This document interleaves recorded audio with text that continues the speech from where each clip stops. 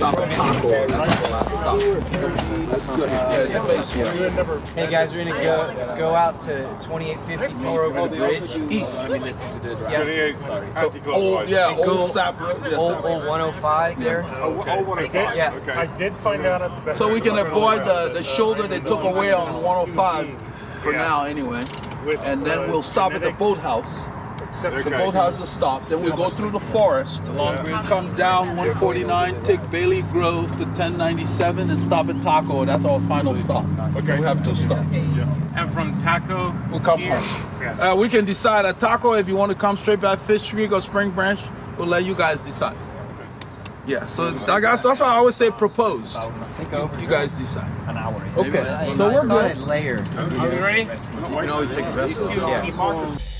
On this ride, Paul and I left Northampton, rode into the woodlands. We went to the Alden Village Center. We picked up the group, went out, researched forest, Fishcreek. At the overpass, we took 2854 East, Old 105 Sapp Road, on 105 there to Highland Hollow, Longmire Road, out to FM 830. We stopped at the Shell station, then we took 1097 back, and at that point Mo and them went straight. We came into the forest, took 149 to Bailey Grove to 1097 back into Montgomery. We stopped at Taco, took Lone Star Parkway to Spring Branch Road, Keenan cut off the Hills Parkway, all of that off camera. At that point we had so much action already. It's a very pleasant sunny day, nice and cool, just a picture perfect spring day, and I think you will love the clips that we got for you.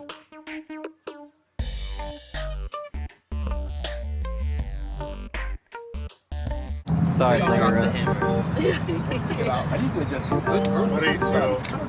We got a good turnout here. 1097 and some little street out of that neighborhood. When you get back to 1097, I put FM 30. You can't miss it. It's a boathouse.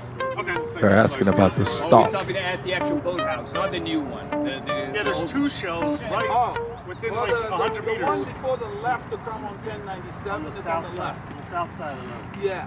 There's a small bridge between them. Yes. So Yeah. which Just one? stay Before with the before, group, before and the you'll be smoke, there. okay. I'm not sure what all the chatter is about. You know what I mean? That's what Mo said. If you're with the group, Okay, let's do this. you'll know. We're the only ones with bikes. Let's go. He said, if you're not with the group, look for bikes. You know, because if people fall off the pace, they can catch back up. Today I'm not even pulling. I'm sticking to the We only have 2 stops. A little easier, like a little softer, a little. Today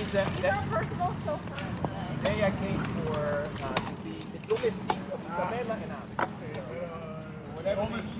So we're rolling out, and Mo brought a guest, Isabella.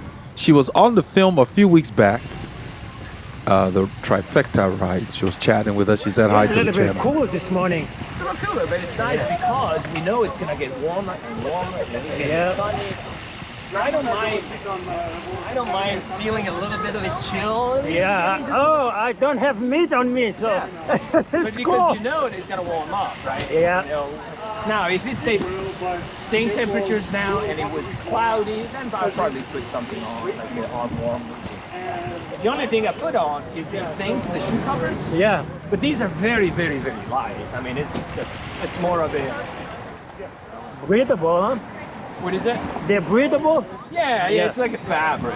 Yeah. It's really fabric. It's not, they're really more of a psychological thing. My toes tend to get cold sometimes. Yeah.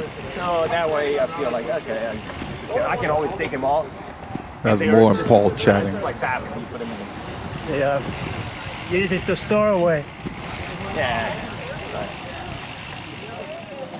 Yeah, the other ones, you know, if you put the heavy shoe covers, Yeah. yeah, they would get too warm. Mo's talking about wearing lightweight shoe covers. I got a pair of spring, Yeah. fall shoe covers that I wear too. So you had a lighter. And so this time of year, I don't know that we'll do the whole loop. I'll see how they feel. I do whatever they feel comfortable with. Okay. Because right from here it's 80 miles. So I think once we get over the lake, you guys are turning right on Mount Pleasant, I saw. Yeah. We might just come straight on that. So I have that. You guys don't have to worry about it. I'm always like, cycling, some people freak out about the routes and stuff. You're on your bike, you're controlling your bike, you're not stuck to the chain. The other bikes, if you want to cut it short, cut it short. Yeah, what Mo's talking about, people complain, oh, you're going too far. She said, well, but if I'm by myself, I don't feel comfortable, and that's totally fair. Okay, and I told her, Just take a shorter route if you need to. you were worried about the 80 miles. I said, We saw her on the ride with the truck. no, she's fine. She did good. Yeah, but I know that, my son's a little he did 80 last week. We're talking about Isabella right here.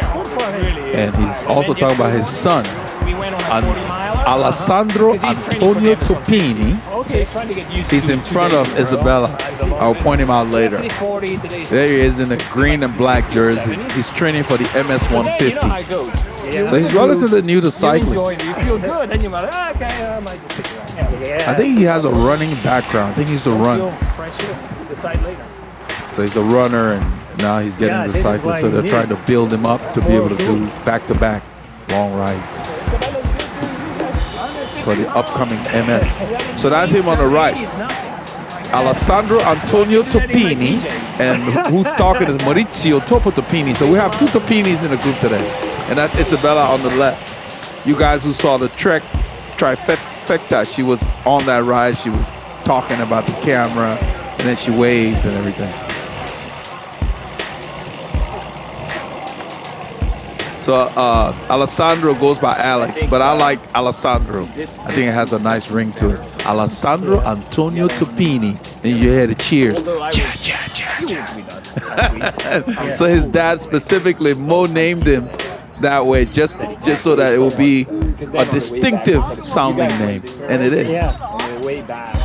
Others, they started pushing, and they got tired. Yeah. So he's talking to Paul about them building up their endurance for the upcoming MS. We only lost like maybe a minute and a half. So we're on Research Forest Boulevard, leaving the Woodlands, Texas, heading towards Honier and Lake Conroe. The lake was very beautiful today. You will see it. Paul filmed it very nicely. So those of you who are in cycling, Alessandro here has a namesake, Alessandro Petacchi, the sprinter. And there's another famous Maurizio that I know. It's Maurizio Fondriest. So we have Maurizio here, Alessandro, and Isabella join the group. They're building up for the MS 150. So you have to know how to train. You can't just jump up and push your body too much. So he's got a good person to train with. He got a good coach in Mo. So Mo is helping him build up properly so that you can enjoy the event. And then once we got to after Bailey, we actually went right to Dacus, and then we came back.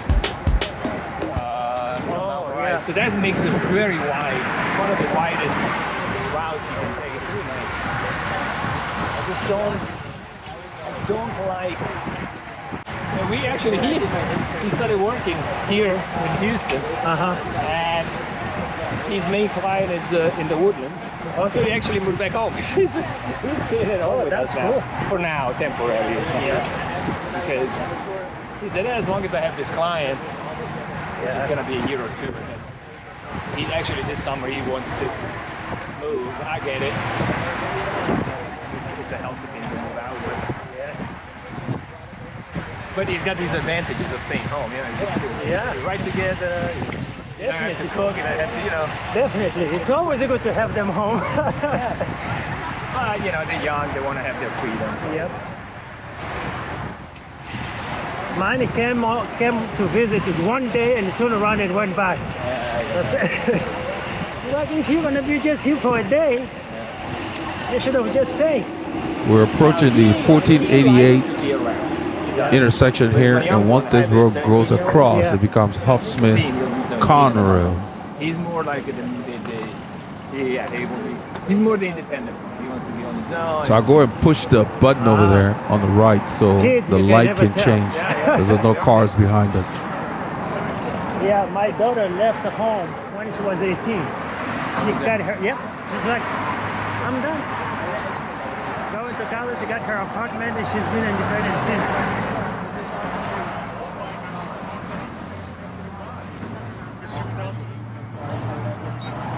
So we're gonna go and we're gonna do about 4 hours. It's about 80 miles. And what Mo was saying earlier was a lot of riders come on the ride and act like they're stuck to the whole route. If you're riding with a group and the group is going far, just go ahead and shorten the route. Do what works for you. Or was he on Lake Woodlands? No, it was on gasoline.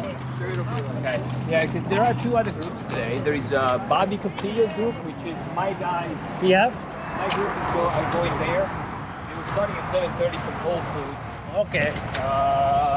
No, they're not gonna catch us. They're too far back. They just started, and they are. I don't know what they do, but they're doing a fast ride, right? So it's my group. And then there is the Friends of Friends, which we joined with last week at the beginning. Yeah. But today they were starting from some place I don't understand. Ice House, a brewery. I guess it's a new one. I don't know. But they were starting at 8. And I was thinking actually about going with them because like in the last week the game is good. Yeah.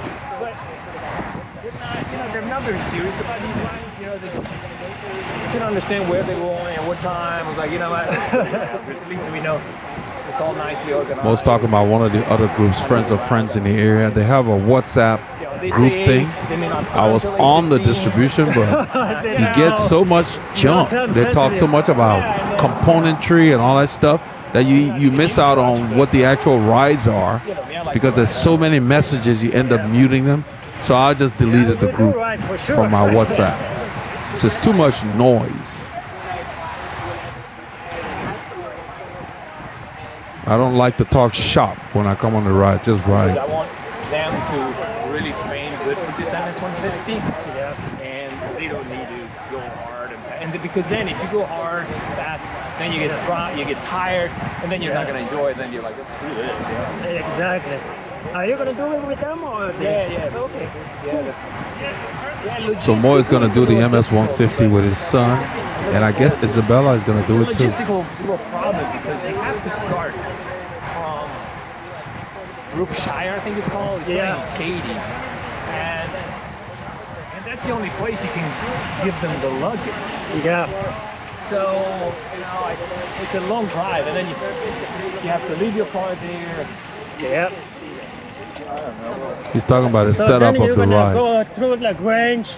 You can enjoy that. Have you That's done? great, yeah. Once you go and then to spend the night in LaGrange, that's fun. I mean, that's really good. And the next day is good. Hopefully the weather will be good, but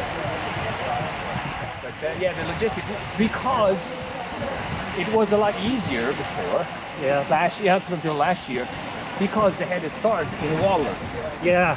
Waller Stadium. So, from here it's really easy. It's accessible. You get there. You get there, you can leave the car, or you can have somebody drop you off too. Yeah. Right now, I can ask my wife to drive me all the way to Berkshire at 4 a.m. and then, so I don't know. Well, maybe she will do that. Yeah, they're starting to ride in Brookshire for the MS-150. When I did it, it started in Well, Waller. that's the thing. On the way back, it's not a huge problem because either my wife or my son, the other one, they're coming. It's a college station, so they can come get us. Yeah, it's a nice day. You're there, get us. We go eat something. So we're winding down the warm-up here, and once we get on Fishcreek, we start the ride. In the morning, Saturday morning, you got to start early. You got to leave here at 4:30. Yeah. Last year, what I did, I gave Isabella my luggage. She lives in Conroe. Okay. So I gave her my luggage. She graciously brought it to Waller, and I rode from home. Oh. So I started from here, did by myself all the way to Waller. I met her over there. But that's 110 miles. Yeah. He can't do that. There's a car up. But I mean, it will not do it. You can do the end. Long way. Yeah.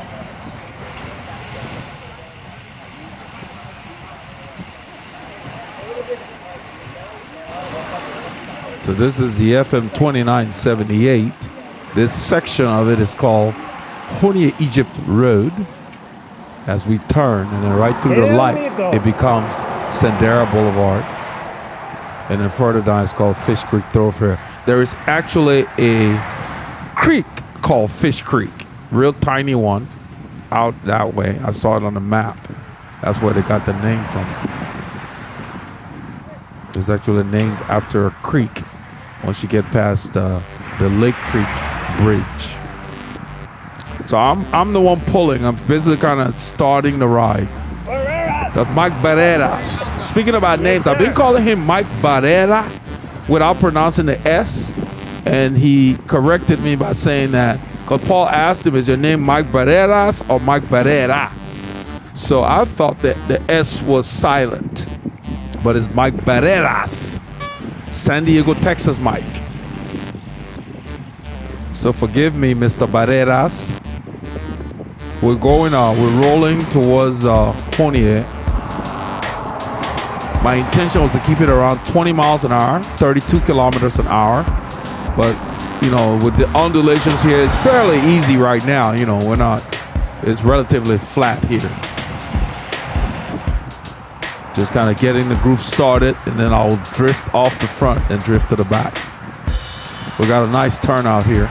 There are some riders training with us for a ride they're going to do in San Antonio in April. I learned about it. I was riding with the same guys on Sunday, and they mentioned that. So everybody's got their own plans when they come to group rides. That's what you got to keep in mind.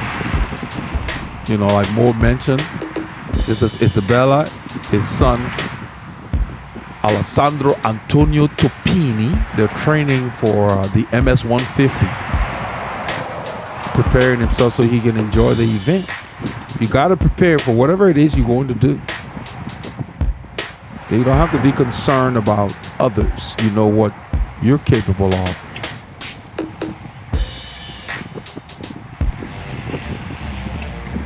So they're trying to do some back-to-backs. They rode during the week. They rode 2 days together, so he can get used to riding 2 days in a row. All of that.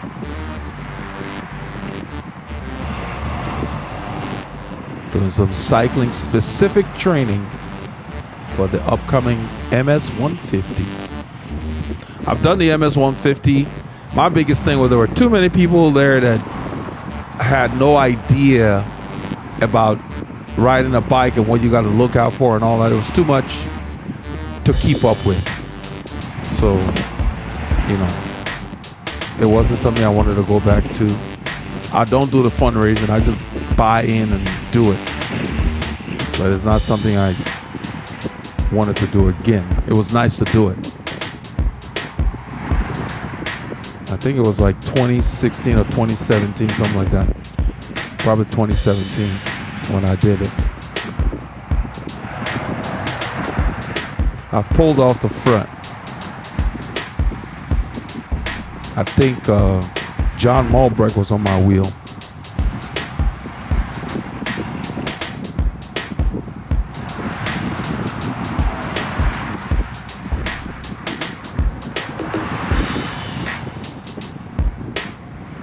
I'm gonna get in front of Paul.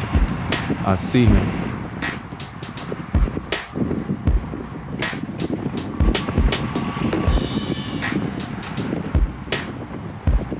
Wanna come in?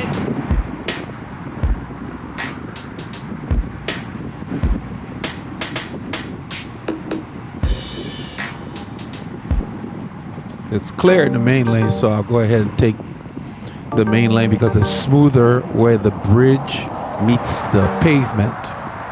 Those transitions are rarely very smooth.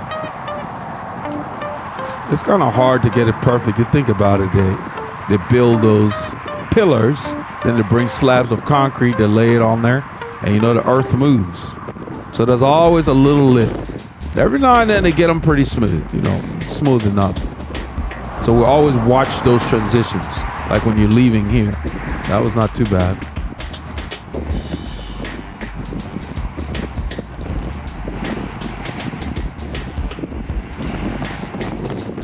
So I'm wearing the Rafa Crit jersey that I did the review on a few weeks back with their Pro Weave bib shorts. The Pro Weave bib shorts, you put it on, it just disappears. I'm glad I found these colorways. They really match my favorite frame here.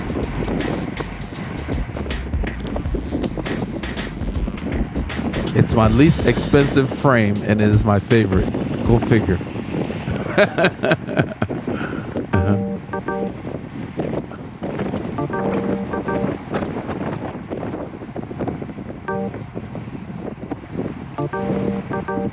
This is about a 1% drag right here. It's Fishcreek.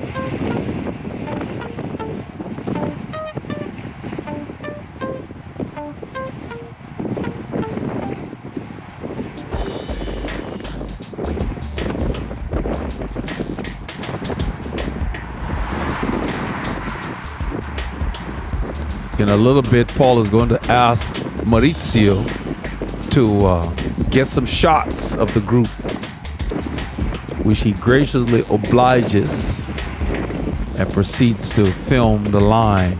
It's a nice view.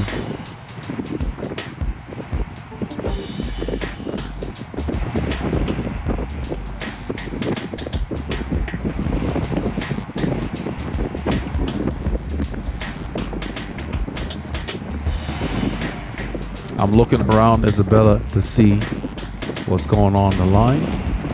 Oh, you want to get us some good shots back there? I got Mo right where I want him. Mike Berettas. He said I got more right where I want him. Our naval officer, former naval officer, Mike Berettas from San Diego, California. He's now a Texan.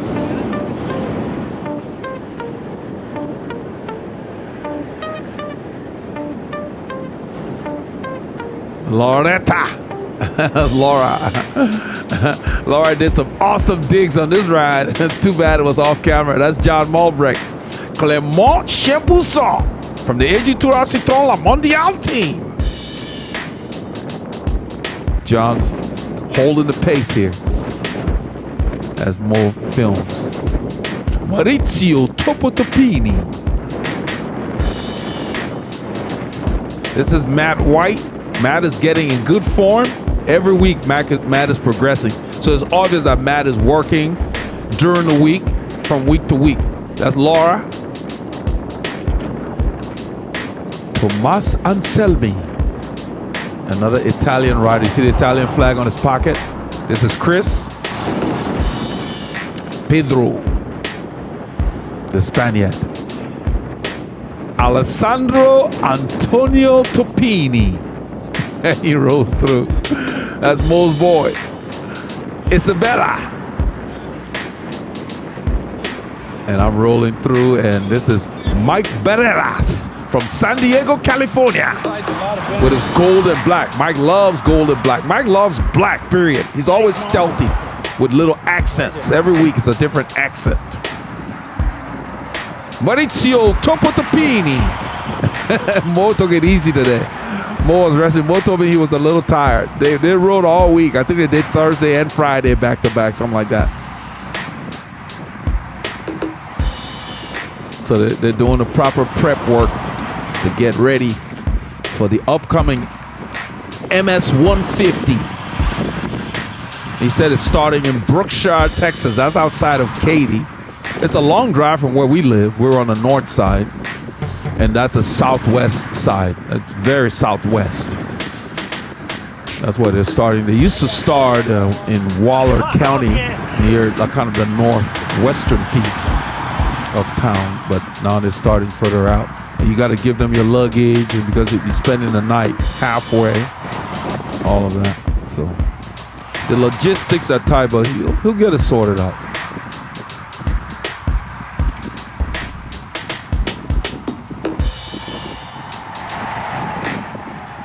Black and gold, Mike Berettas.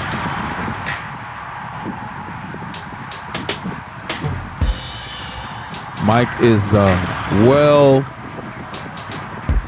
a verse with the cycling lore and all the famous riders from the golden years like Federico Bahamontes, Louis O'Connor, all those boys, Felice Gimondi, Jacques Anquetil. Yeah, cycling has had some rich characters.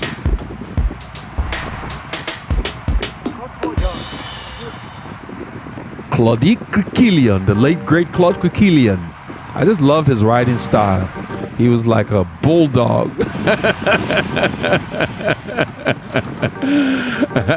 And of course, the famous Belgian, the cannibal, Eddie Merckx. They called him the cannibal because he devoured his opponents. We go up this little grade here.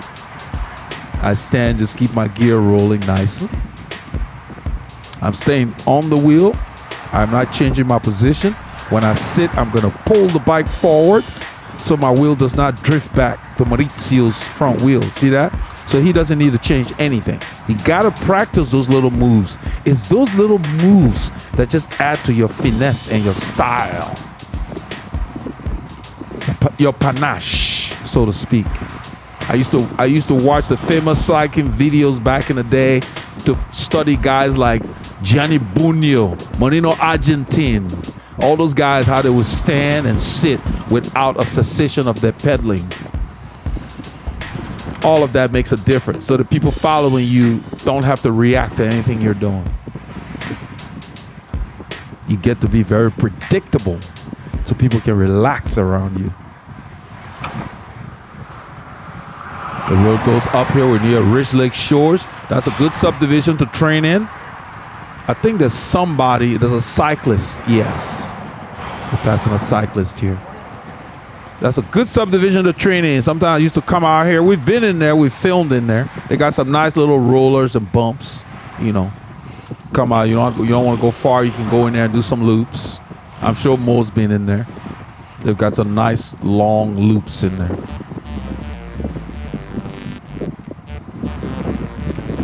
We're a few kilometers from the overpass, and then we're going to go right into the sun. And Mike Barrera is squared away.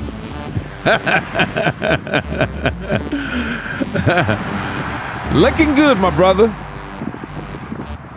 Black and gold. I think that's a GTO. And the top might be one of the Millie GT or something like that. I don't remember the name exactly, but that gold at the top of the pocket. Nice contrast. And it matches his tires. See his tires? He's got like the black thing there and then the tan side. Everything kind of goes together. Looks good. And Maurizio was telling Paul that he's got shoe covers on, and he said that it's really just psychological. I think it's a lightweight. It might be more of an aero cover. It's not for deep cold weather, but he said his toes get cold, so he put that on. It's probably like a spring-fall cover. So not all covers are heavy duty. You got to have the ones for what we call the shoulder seasons, where it's like cool in the morning and it might warm up on you, but then you don't need to worry about taking off your shoe covers. I have one that Asos makes. They call it spring-fall shoe covers. Looks really good when you put it on. I like them because they keep your shoes clean anyway. And then you get home, you peel them off, your shoes pristine, you just put it up. You don't have to clean up. Because we get a lot of dust and grit on the road. I clean my shoes after every ride before I put it up. Just less. Well, next time you get it, you can just put it on. This is a lady riding. It's got aero bars and stuff. We'll give her room and we'll roll by. The train is leaving the station. Gotta hop on board or you're gonna be left behind.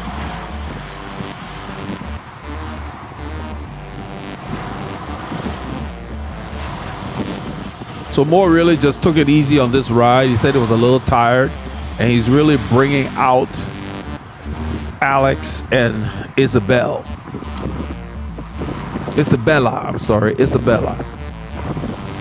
Bringing them out to get them tuned and ready for the MS-150. So it helps to have somebody who can guide you when you're new into any sport.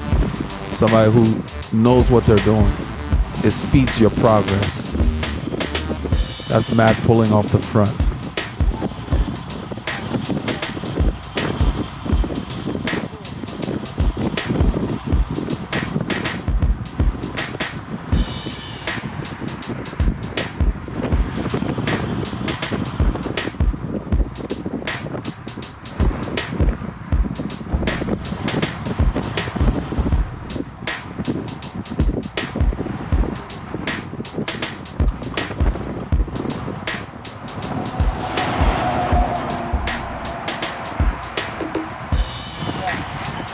Clément Champousson from the AG Tour Citron La Mondiale team. As Mike Bereras always says, don't poke a bear. Don't start something you can't finish. Poke a bear. I don't know where he gets these phrases. Why would anybody want to poke a bear?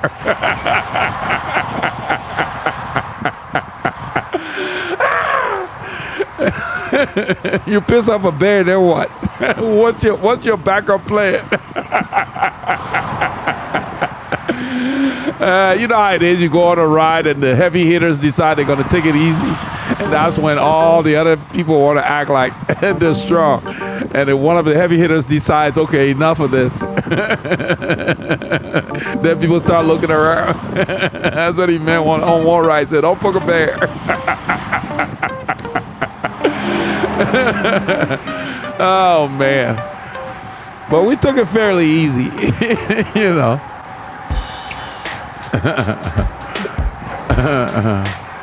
I tell you, there's always somebody in a group or in a situation where long after they've said something, you're in your car or you're somewhere at home and you just burst out laughing, and then your significant other looks at you like you're crazy. But you know, you're reliving what the person said and you receive it from a different angle. You know? So I'll be doing stuff and just burst out laughing at some of the stuff Mike Barreras has thrown out there, you know, like squared away. It just makes sense. If something's squared away, you know, it's taken care of. You know, a poke a bear. Why would you want to poke a bear? Nobody does that. Nobody in their right mind will poke a bear. You got to be a nut to want to do that.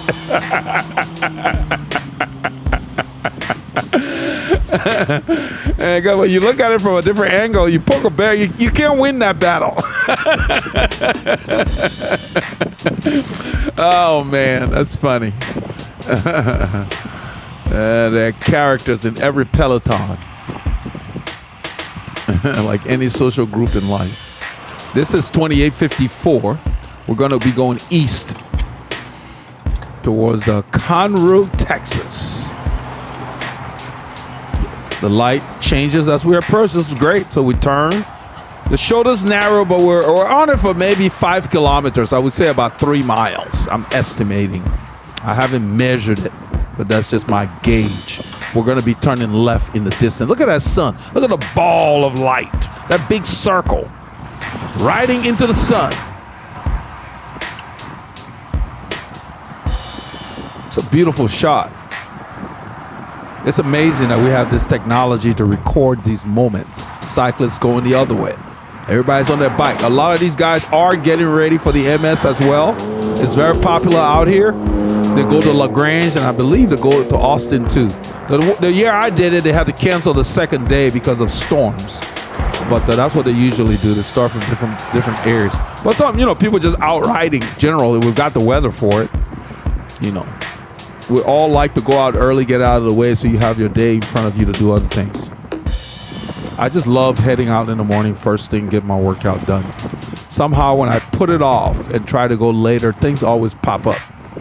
Or you talk yourself out of it somehow. This is Darren pulling off the front.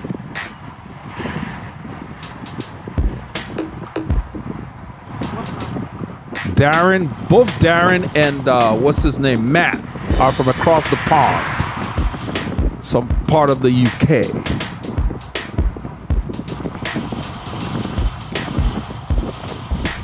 And so Mike Barreras was talking to them. He was talking about Fortnite You know, he's telling Darren you're getting in better shape, and in a fortnight you're going to be even faster. A fortnight, for those of you who are not familiar with it, is like a couple of weeks, or, 14 days or something like that. And then he was talking about how many stones the guy weighs and all of that. I don't have the conversion for what the stones convert to, but he was basically speaking their lingo.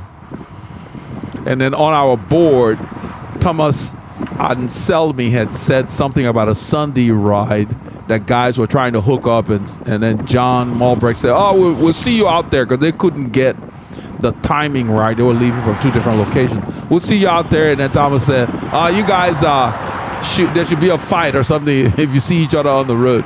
And then Mike Barreras posted and said, "Oh yeah, you should shoot across the bow," or something like that. Military speak. You shoot across the bow at a ship or something that says, it's on.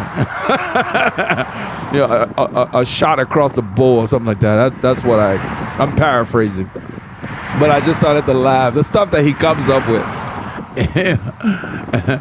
We'll be riding, he'll say a starboard, or like we're turning left or right, the naval speak. So he'll instead of saying right, he'll say what they say on the ship. Port side, I guess port side is right and starboard is left or something like that. I hope I got it right.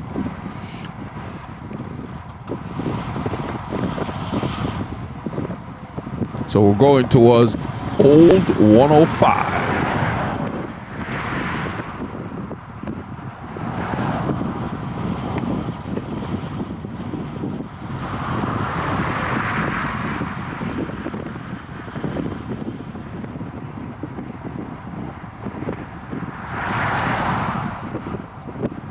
I think I had that reverse.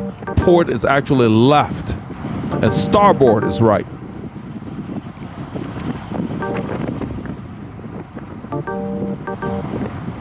It's from back in the day when ships had rudders on their center lines, the boats were controlled by using a steering oar. That's where they got that from the early days of boating, where port was the left side, starboard is the right side. That's cool. You learn something new every day. Because ships had steerboards or starboards, and they would dock at ports on the opposite side of the steerboard or the star. As the right side was the steerboard side, or the starboard side, the left side was the port side. So that makes sense.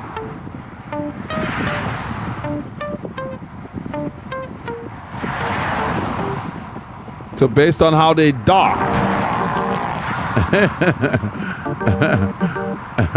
that's cool. So port is left. So if some military person says port side, he's from the naval, or he's been on a boat or a ship.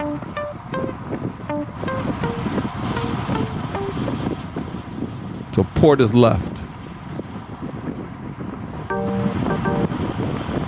So this rider is on our port side, and the grass is on the starboard side. That's the kind of stuff Mike Barreras does. You'll be talking to him, he'll just throw a phrase out there that makes you think, okay. And then that starts the conversation on a different angle, so you all got something else to talk about. So I checked before I got out there. We're about to turn. I'm making sure there's a car back there. I'm letting him know that we're turning so he can slow down. And then I yelled to those guys because they didn't remember that we're going to turn. So they've already passed the turn. They're going to come around. I think it was Chris. Yeah, he's coming around right there on the right. So I let him know. We let him know. So we'll get off that highway and get on this old 105 road. Take a bit of a hiatus so everybody can catch up.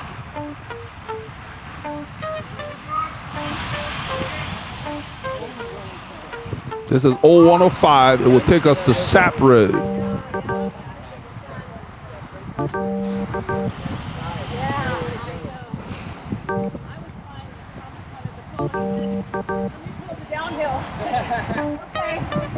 That's Laura chatting.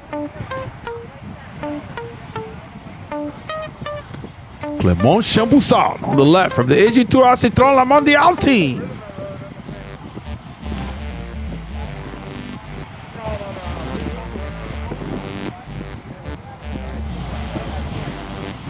Look at Laura's kit. The socks match the jersey. You see how visible that is? So now not only do you see the socks, you also see those dark looking shoes and the shorts because of that contrast. That's the way you have to do it. So you're not relying on your lights just to be visible. And you don't have to wear chartreuse all the time. It's not the only bright color out there. I mean, it's gotten to the point where you see so many riders with chartreuse, like it's the only thing, in overseas, the chartreuse color is used to warn of danger, or yellow or whatever. And I guess that's why people use it. But, there are other colors out there that can make you stand out. Besides sticking a light on your bike, you can wear anything you want. See, Laura has purple shoes, but they're like chameleons. From the distance, they look different. The sunlight hits them, they look different. We turn into this corner, it kicks up as soon as you hit it, like 3% or something. So if you're in the wrong gear, it bogs you down. That's Pedro on the left. And there's Alessandro Antonio Topini in the middle there. That is a cool sounding name. Good job, Mo. Good job coming up with that name. That's Tomas Anselmi rolls through, representing the big boys. He has the Italian flag on the lower part of his jersey. Italiano.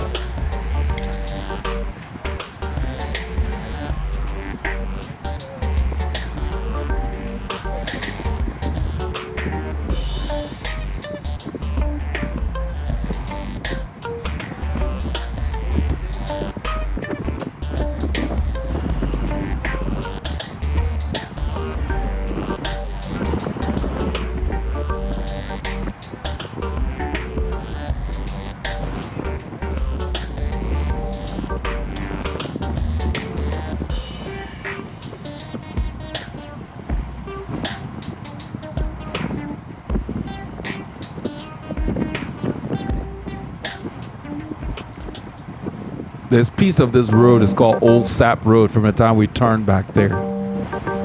And these are the kind of roads that you want to head out to. It improves the ambiance, your adventure. You're not just dealing with busy the whole time. So it balances everything off.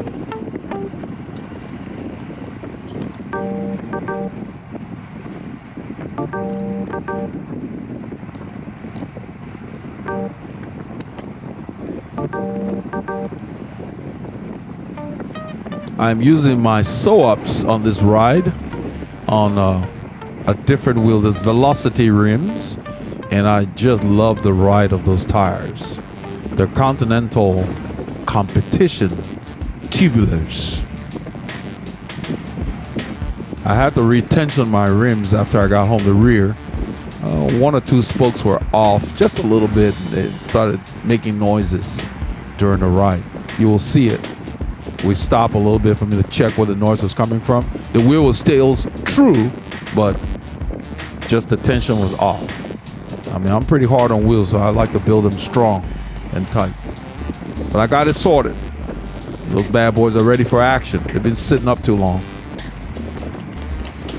They felt very lively and they're very comfortable. It's a whole different feel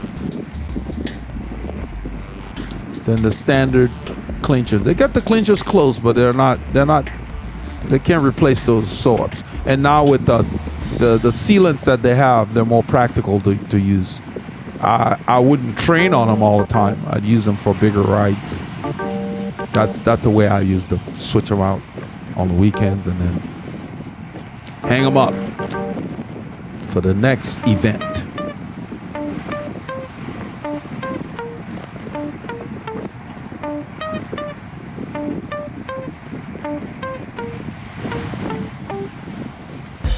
The road has a lot of patina. You can see me drifting to find the sweet spots. You use your hips to move the bike. So you glide. This is Highway 105, and to our surprise, they've taken our shoulder as well. So we're just gonna take the right lane. They're putting center medians made out of concrete to separate the traffic like you have on boulevards. They're not putting grass in the middle, just they've had the increase in the volume of traffic out here, so they're doing away with that center turn lane. So this used to be the shoulder, it is now a lane. So we just take the lane. Look at that sun, is that beautiful or what? I'm looking in my mirror to make sure nobody's encroaching in our lane. I'm gonna stay mostly towards the middle of this lane on purpose. I want the drivers to pass. There are 2 other lanes they can use. So we'll take this one. I don't like this kind of situation, especially if you solo, because you're not as visible when you solo. But a group like this is fine. There's enough of us. Especially if you're going into the sun. Some of these drivers don't pay attention.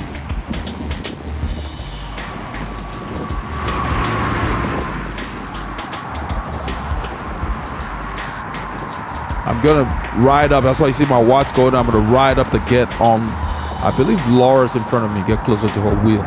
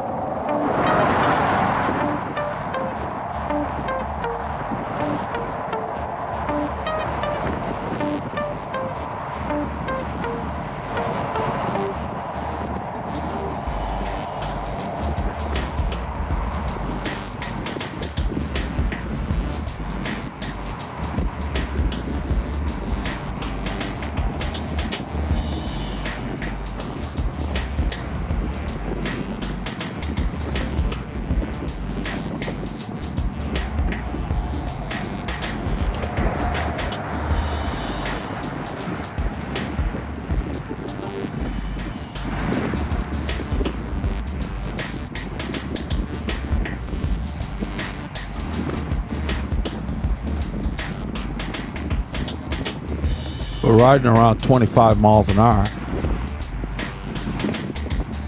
This is the reason why you have to train consistently, because if you're out of shape, the wind is not behind us or anything. In these conditions, you can be working very hard at this effort. And then when we turn left in about a mile, about 1.5 kilometers, we're gonna turn left into that neighborhood. Is up and down. And if you have not recovered, you can have problems. So that's why you really have to be consistent and ride frequently to keep your body prepared. Because when you ride with a group, they will always push you more than you necessarily will be able to do on your own. And you know, there are exceptions. The rider's very focused. Yeah, you can get a good workout alone. But like the racers say, racing is the best training. So you use certain rides or races to prepare yourself after you've done the basics. We're looking to turn left. So I'm looking in my mirror. It's clear. Let them know. We're going to be turning left in the distance. We're going to sneak through that light because it never changes for bicycles. They've got this concrete in the middle here because of the construction. On the other side of it, where you see those cars parked, are the workers' cars. And look at that gray concrete there. That's the new center line divider that they're putting in there to keep traffic separated. So Mike Barreras end up going across and we stop. So I'm letting them know we gotta go when it's clear. So we're gonna wait. That's Mike Barreras over there on the left. He's going across. We have to wait a little bit because there are a couple of cars coming. And right here we sneak across. So he's already in the neighborhood.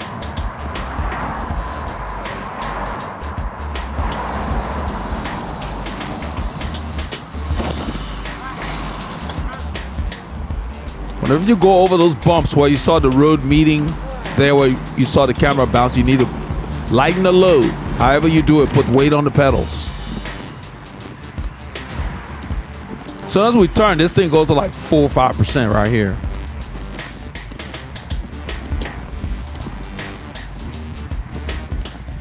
We ride this stuff all the time. I'm very familiar with this climb.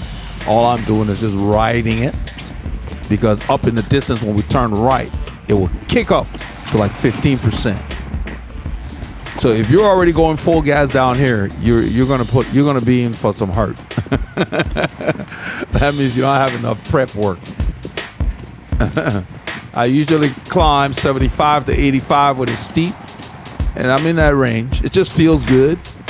I have a lot of muscle mass, so I turn the gear. It's not big for me. I mean, I'm on a small chain ring, and I don't look at the gear, just whatever feels right to ride with the group right now.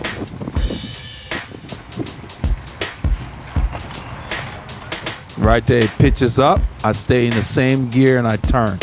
When we turn right, it kicks up. So I'm gonna turn while I'm standing. I'm gonna downshift, lighten the load somewhere around there. I'm gonna shift. See, 500 some watts, and just hold my rhythm, just steady. We're really just riding it. We're not going that hard. That's the two Topini I don't call them brothers, father and son team. Maurizio Topo Topini and Alessandro Antonio Topini. So we finished. We're gonna turn left, right here. Now I turn off the power up ahead. You can see 100 and some watts. I'm just spinning. Paul's gonna go by me.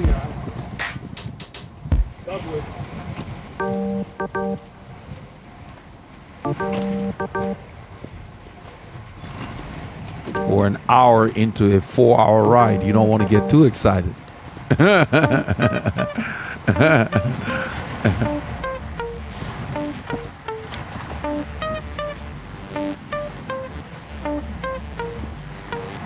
So I learned something new today.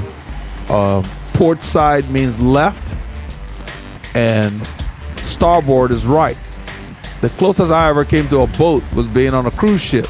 They mentioned that, but I had no interest in that until Mike started using it in the group. Mike Barreras started using it in the group. So I looked it up while I was commentating to make sure I had it right, and I did not. So of course, at this point, if you heard it, you know I corrected myself. So now that's new information that I have. And I not only know what it means, but I know why the ships use the port as the left. And I mentioned that. It's kind of cool that we have access to this kind of information without having to drive to a library like back in the day. Thanks to Google.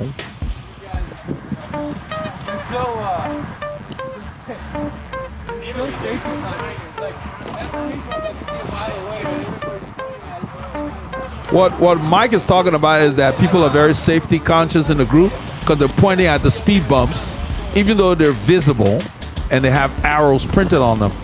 It's just habit down here. He said the guys down here are very safety conscious. These speed bumps. We always point out them just in case somebody is not paying attention. You know. When we turn right here, I think Mo's chain fell off, or maybe somebody near him, but he ended up stopping to put the chain back on. So we'll wait up there.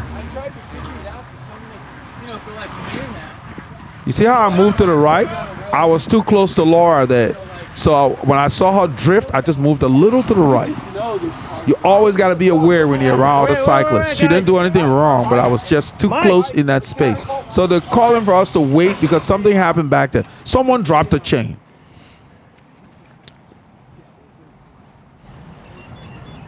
Car back. Let's get them one lane. What happened? There's a car coming, and I think the driver will need to turn right.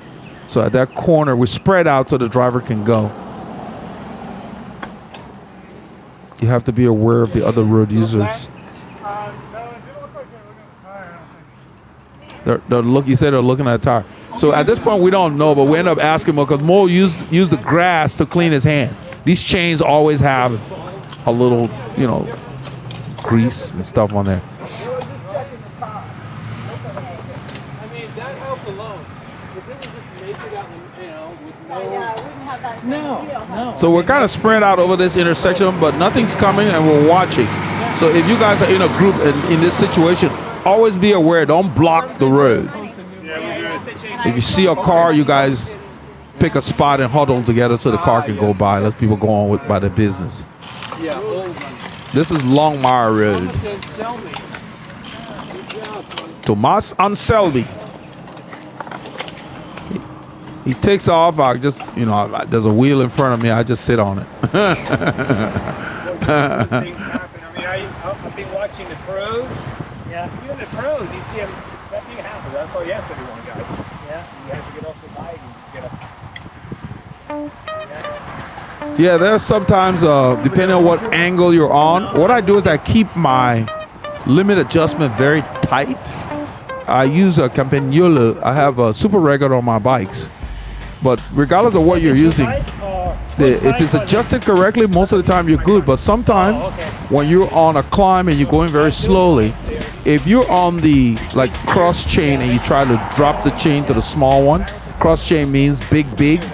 You're on the big chain ring and the largest physical cog in the back. That angle increases the chance of possibly dropping a chain sometimes. So just be aware of that. And if that happens, just check your adjustment on your limits. Because it's not fun dropping a chain. You know, Mo had to clean his hand in the grass, you know, which is that's an old pro trick.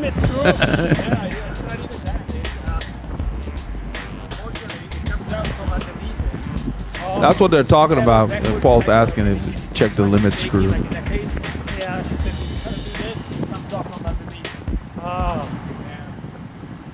And then sometimes you need to get it. You might have to install a chain keeper depending on what component you're using.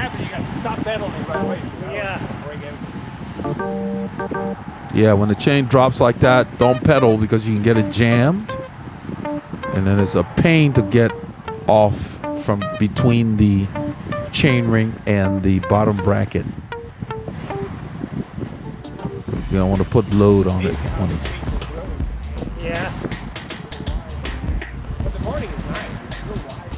I think I'm pulling because I was following Thomas and he pulled off. That's the beauty of it. And on this stretch, I did look at the power meter here, and my goal was to keep it around 350, 400 watts. It has a hilly, yeah. There is a high school back there. Does it go out? No, it doesn't go out. You just make a turn and come back. But it's a good rolling. Paul's talking about the street that we just passed back there. It goes to the River Authority, and we've been there. We filmed it. It's a nice little climb.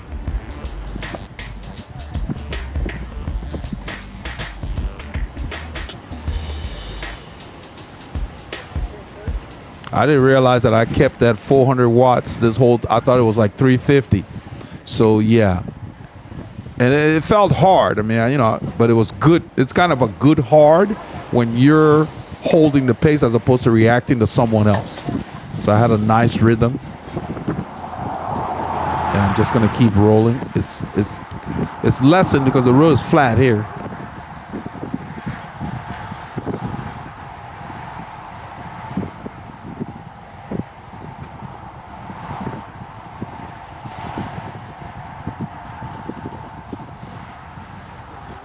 It's an 80-mile ride, so keeping it, I guess, moderate, keeping the effort moderate. That's the plan here anyway.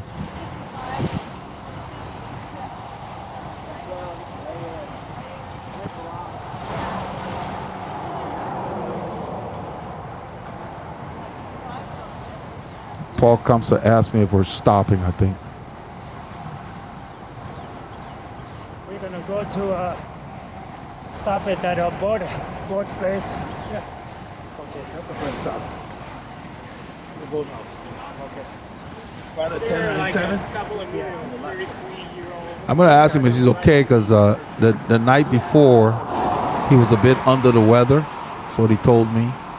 So he got up feeling better.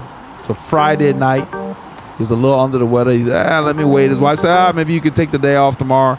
Yo, let me see how I feel in the morning. That's somebody who loves cycling. So he said he got up feeling fine. So I think we're doing 2 lines here. I'm gonna drift to the back. Yeah.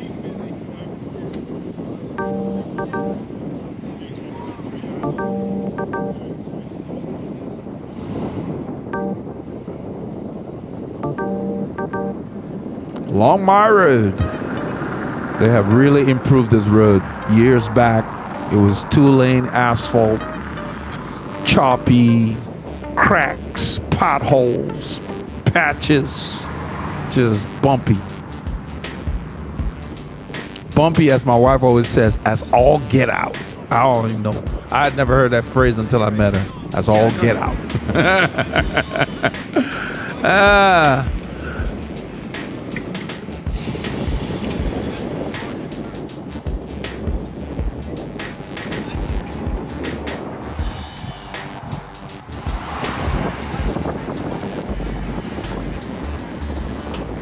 Maurizio Topotopini. Most taking it easy today, resting up. They rode all week. I think pretty much, I don't know if he even took a day off during the week. They rode every day at the stop. He said, yeah, I'm a little tired.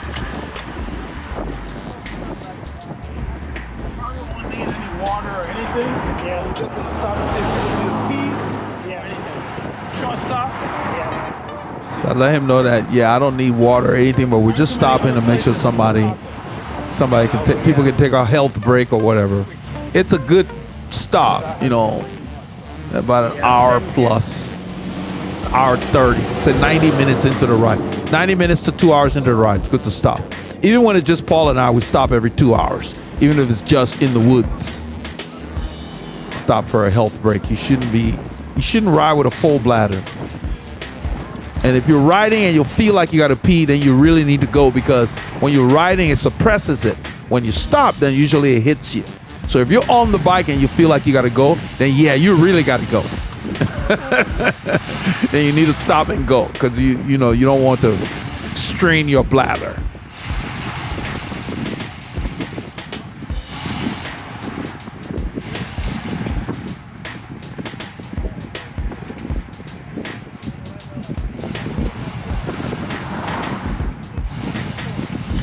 So resist the urge at the stops to just chat it up. Refill your bottle, use the restroom, do the necessary things so you're ready to go when the group clips in.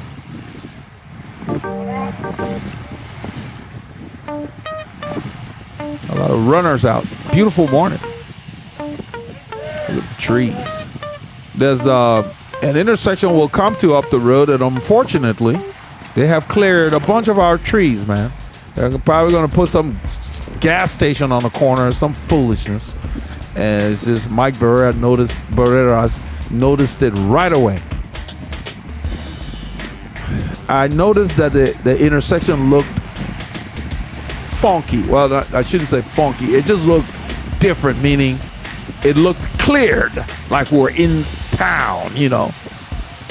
And it was clear when we got there that something had changed. And you would hear him mention, man, it took down all those trees. And they'll come back and put little twigs there that will take 50 years to give you shade.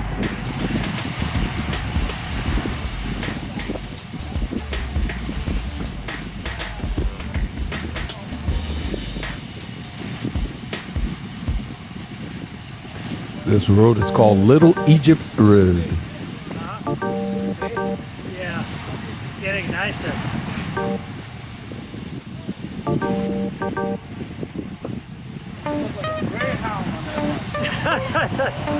Yeah. Like a greyhound on the boss of the house. There's a logo. Yeah. I'm telling Paul he looks like a greyhound on his bike.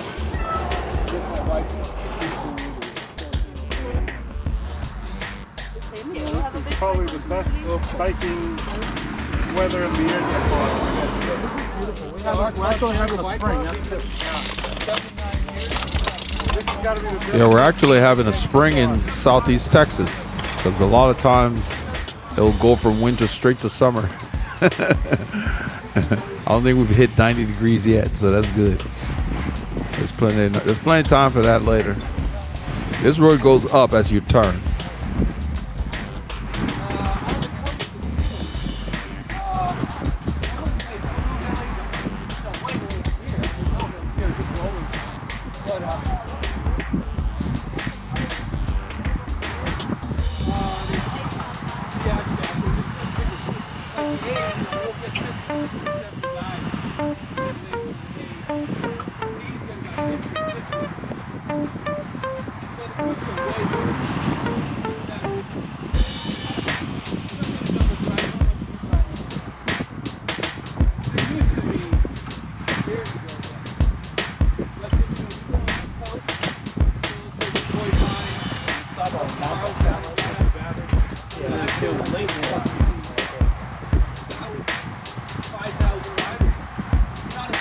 I had intended to mount the camera on the way back, but we just went ahead and held it. Paul said, I'll hold it. I like it when it's held because we have more flexibility.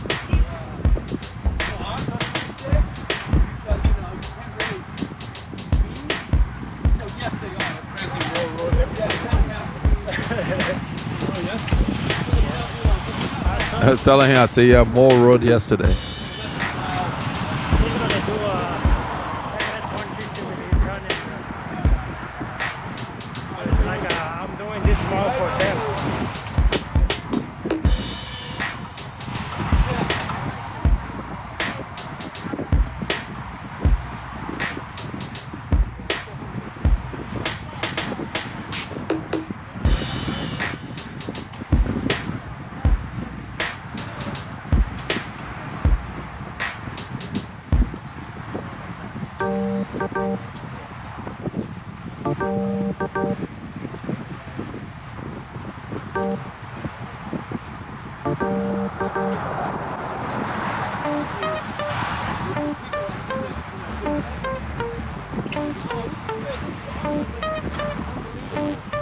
The road kicks up here a little bit.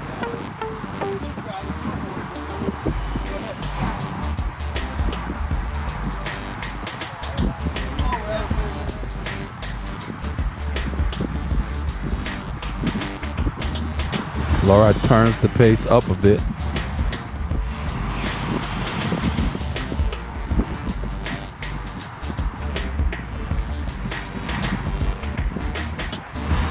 I really enjoyed my wheels on this ride.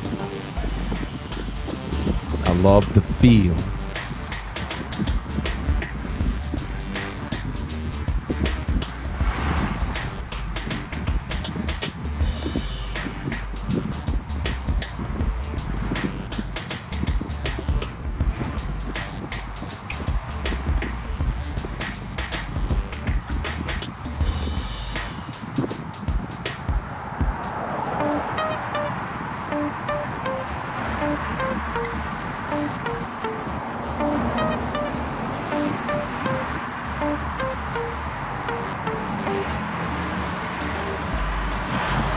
We're going to be turning left in the distance. We're going to be turning on FM 830. Left turn. Left. Left turn. Clear left.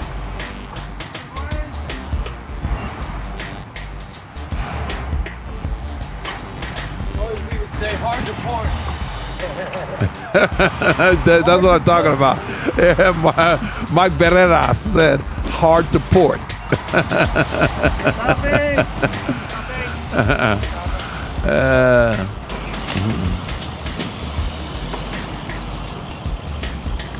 This is where we notice this intersection. The trees are gone. Yeah, there was a whole straight ahead bunch of trees. Looked like a forest.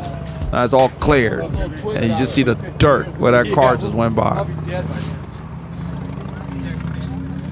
The woodlands do not allow that. You are restricted to how much clearing you can do. That's why it's called the woodlands.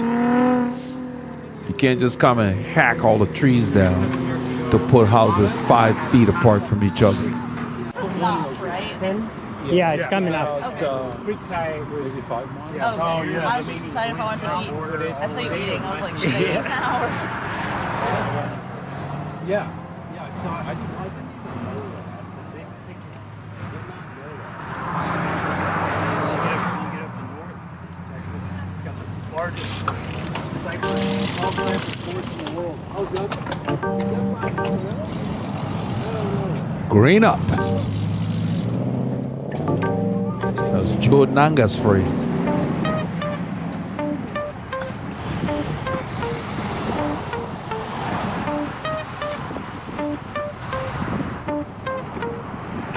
This is a fast stretch here. FM 830. We got a bit of a tailwind behind us.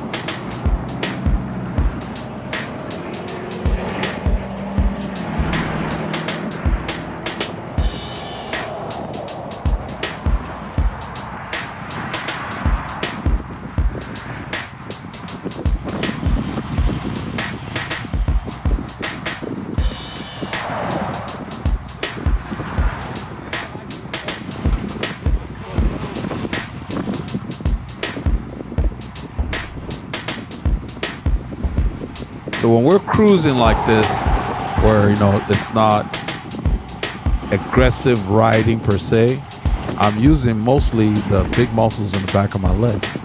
Once the ride gets explosive, I switch to the quadriceps for those powerful bursts, closing gaps and so forth. You've got to be set up to where you're using all the muscles in your legs and your lower back is not under any duress.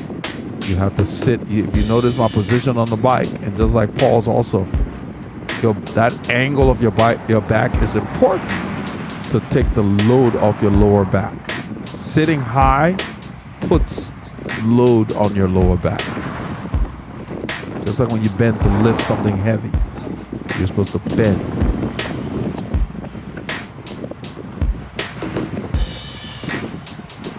I stay next to the white line, but I'm looking around the riders in front of me. Looking at the pavement, looking for obstruction.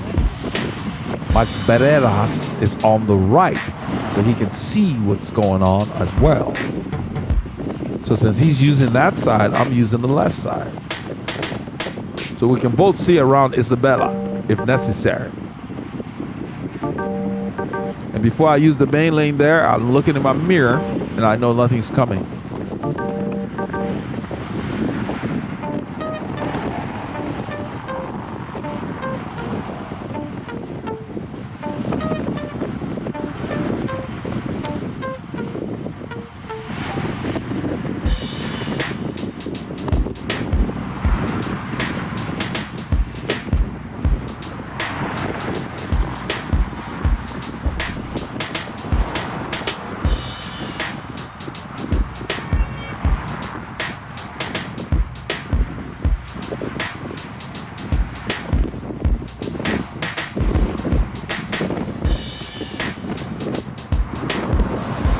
So the way you seated on your bike affects how you respond to changes in pace.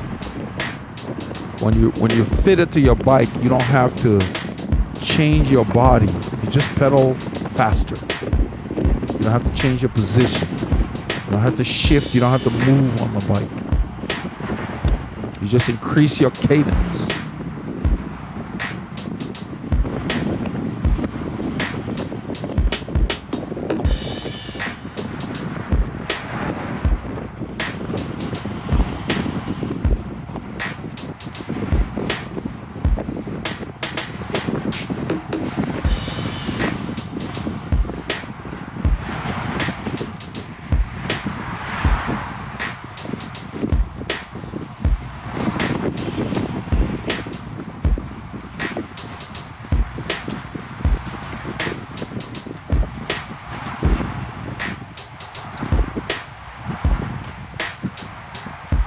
The road starts to go up here.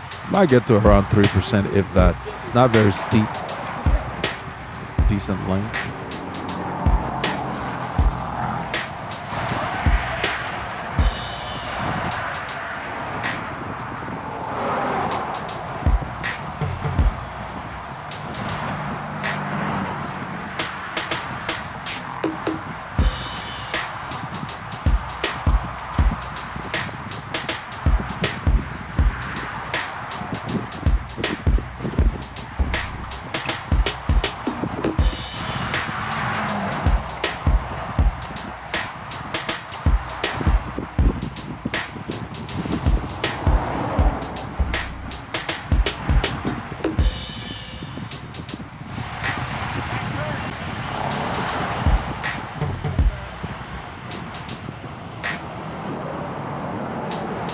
We're getting off of Highway 130. This will take us through a neighborhood that will lead us to the stopping point, the first stopping point on this ride.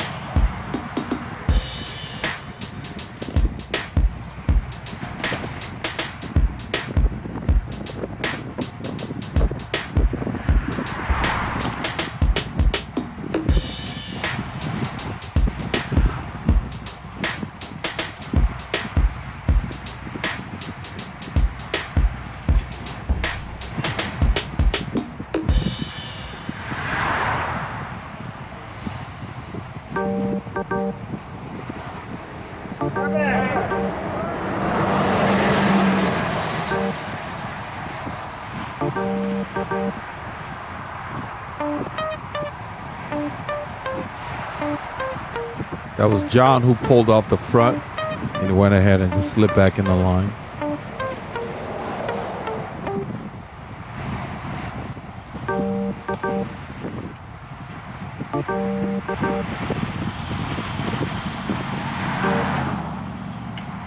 I love the simplicity of my bicycle. Nothing complicated.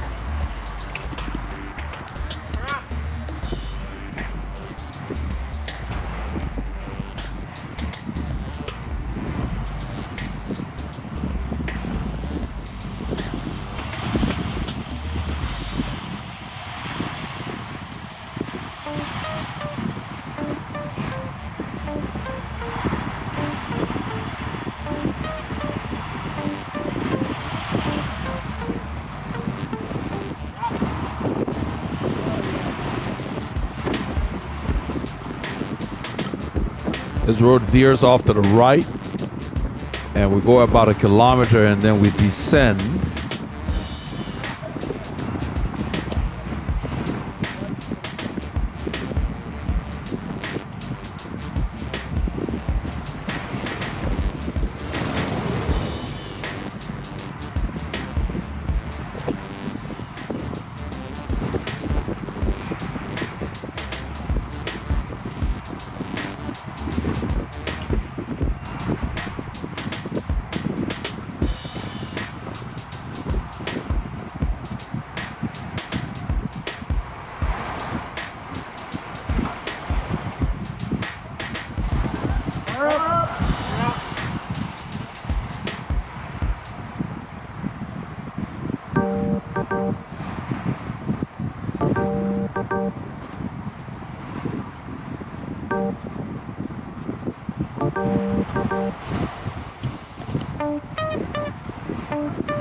We learned from Mark Kate. I was riding on Sunday, and we came across Mark Kate and Dan the Man.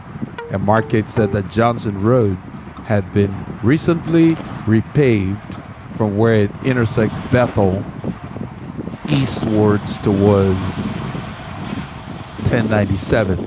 So next week's route will include that section so we can check it out because it's nice. It was all choppy and a few bumps. So we're descending here. You see the hill in the distance. I'm on the right. I'm behind Isabella there. I don't want to pass her on the right because she looks a little shaky. And this area here, I don't like going fast because you got parking garages and people, you know, people driveway just in case somebody pulls out.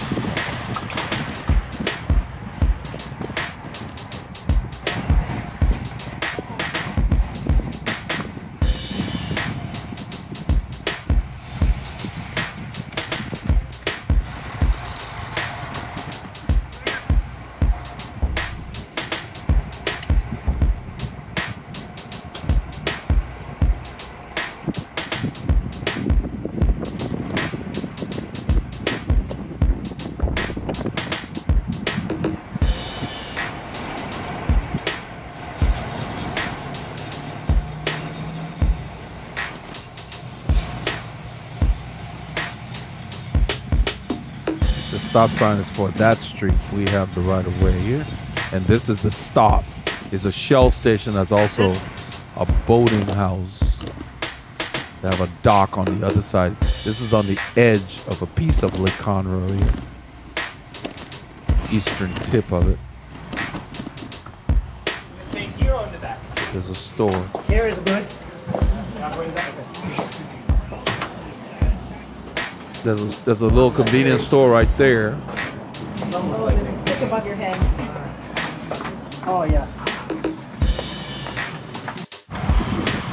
So at this point, this is after the stop. We've just turned onto the street from the boathouse. The boathouse on the left there. And there's a lot of construction. It's been going on for more than a couple of years. And it's like, I don't know what's taking so long. And you'll get it done. Get this stuff off the road. Those concrete blocks have been there at least 2 years. Some kind of a career construction site here. They plan to widen this highway because they've already opened the side has been graded. The dirt, we can see it. I don't see much progress being made. See all the dirt on the right? That's gonna be, they're gonna widen this thing. Maybe they're gonna have to build a bridge. That will take a bit. I'm the one pulling, just to keep the group going. I'm pulling until we get near the lake where the shoulder gets nice and wide. So we're using the main lane here. And the idea is just keep the group going. Doing about 18 miles an hour. It's up and down.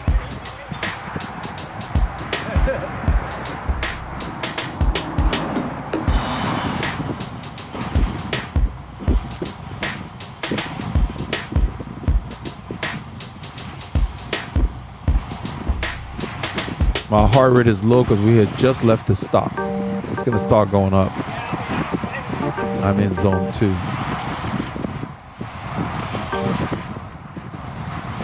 Watts are going up because this road is going up.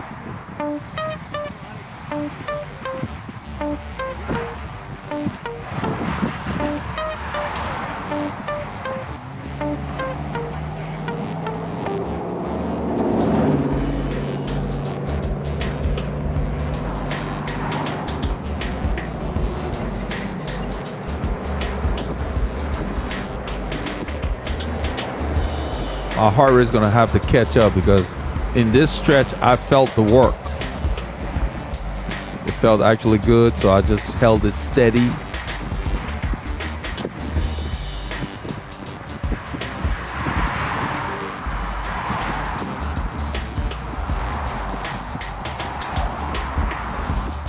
Not bad.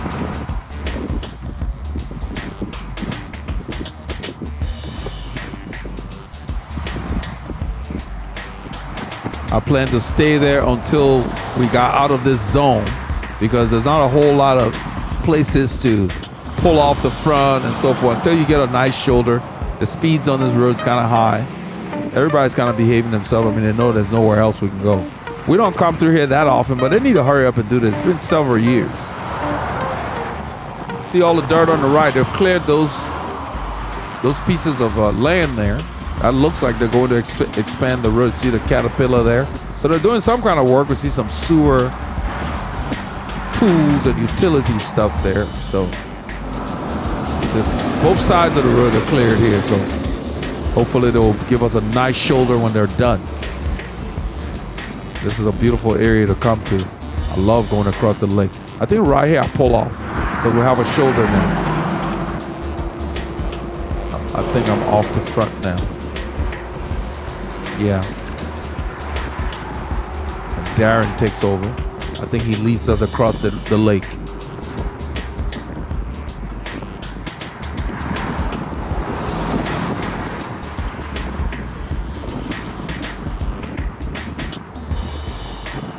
I've got my eye on the line. And I'm going to get in as soon as I see Paul. I raise my pace just a bit. So when you pull off, don't slow down too much. You need to keep rolling, especially in a very fast group. You need to be ready to get back in the line. If you you slow down too much, then you got to accelerate that much more.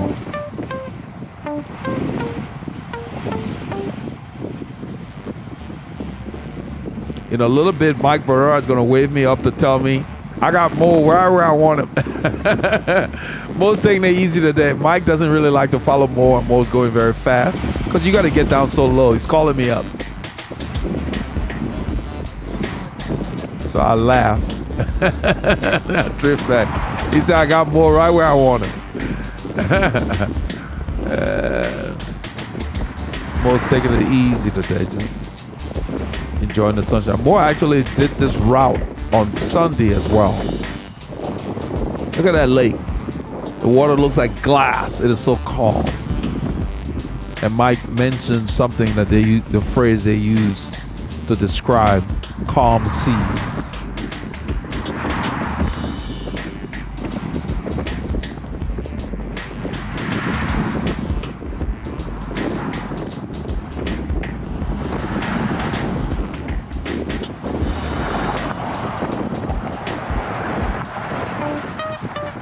There's usually some debris to the right. I think I told him the lake is beautiful. There's usually debris to the right, so I'm always looking around the riders to make sure, especially when we cross the lake, make sure I'm aware of where the debris is. Yeah, this is where Mike is talking about how they refer to calm seas.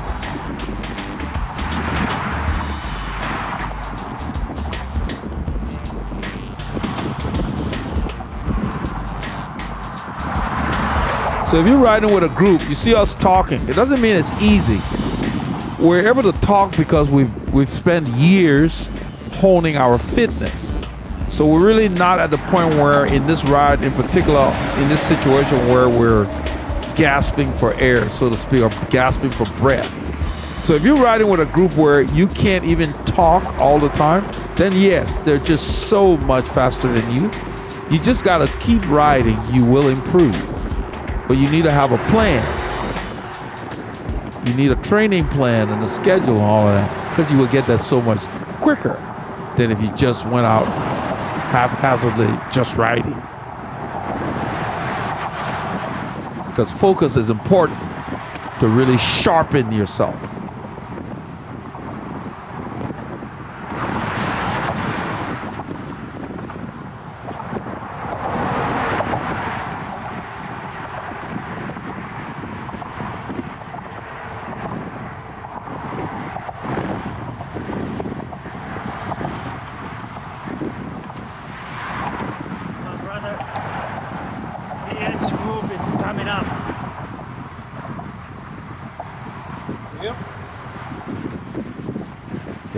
Paul likes the turnout.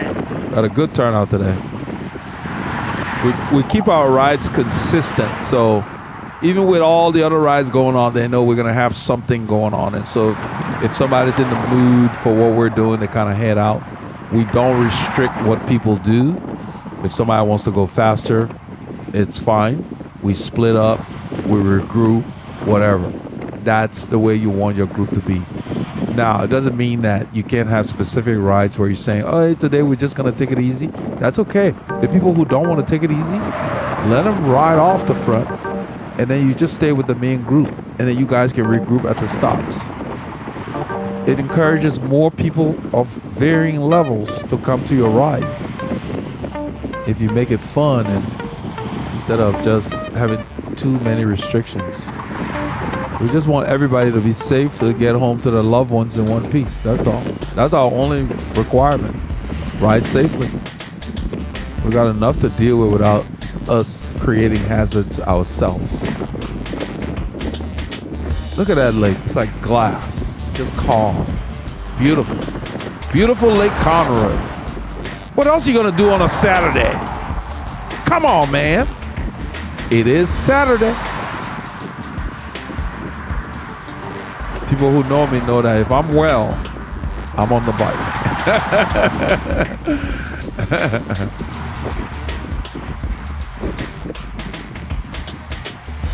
I've got those bronze legs that Paul Liggett talks about.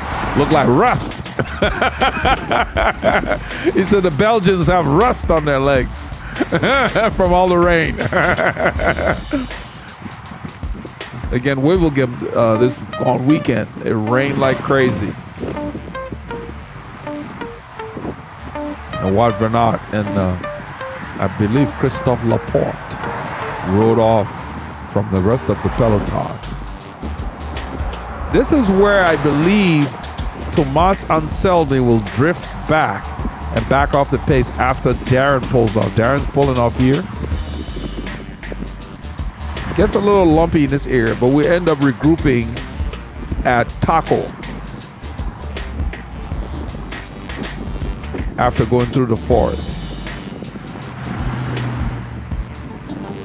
So Thomas is pulling off the pace. He's going to back off and drop his effort a bit.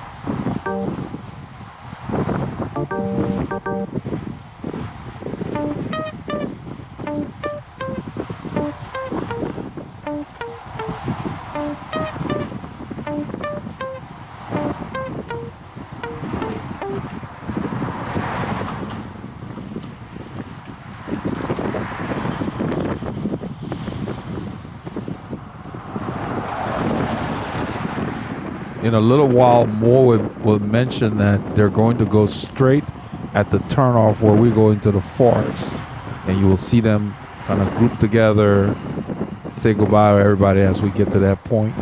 But he just kind of let us know. I think he told us at the start that they were going to go straight in. They're not going to go into the forest.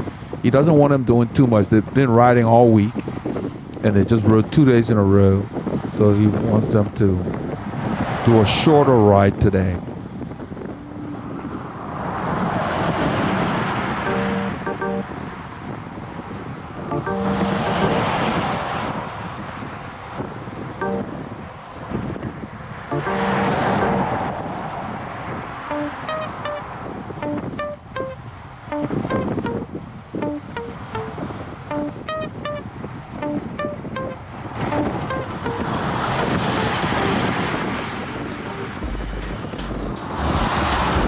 So you don't want all your training to just be, this thing where I say, oh, spinners are winners, whatever. Spinning is the art of pedaling through the pedal circle. Does not necessarily mean that the cadence has to be very high for you to spin. So when you spin, you can spin a high cadence or you can spin a low cadence. You have to find the range that your body likes for your cruising. And then you can spin up when you need to close gaps or push when you need to, I guess, climb a climb. If you spin too much all the time, sometimes you can stress your aerobic system too much. Because when you spin a high cadence, you're transferring, in a small gear, you're transferring the load onto your aerobic system off your muscular system. But you got to have a nice balance and be able to do both.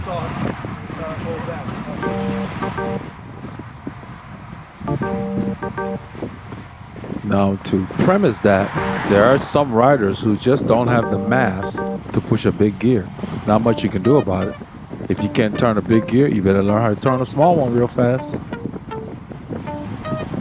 That's why a lot of the lightweight riders have problems on the flats or downhill. So we have to push a lot of watts to go up climbs. So we get used to pushing high wattage because we've had no choice. For me to ride a climb with these guys, I gotta at least be doing 400 plus watts.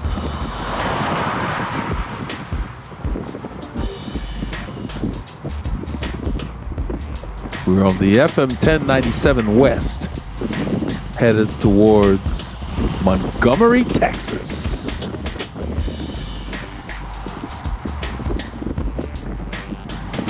So Maurizio Topotopini and Alessandro Antonio Topini and Isabella are going to go towards Taco Corner. The rest of the group will go into the forest on Mount Pleasant Road. Every time we get there, Mike Barreras says, "What a pleasant road."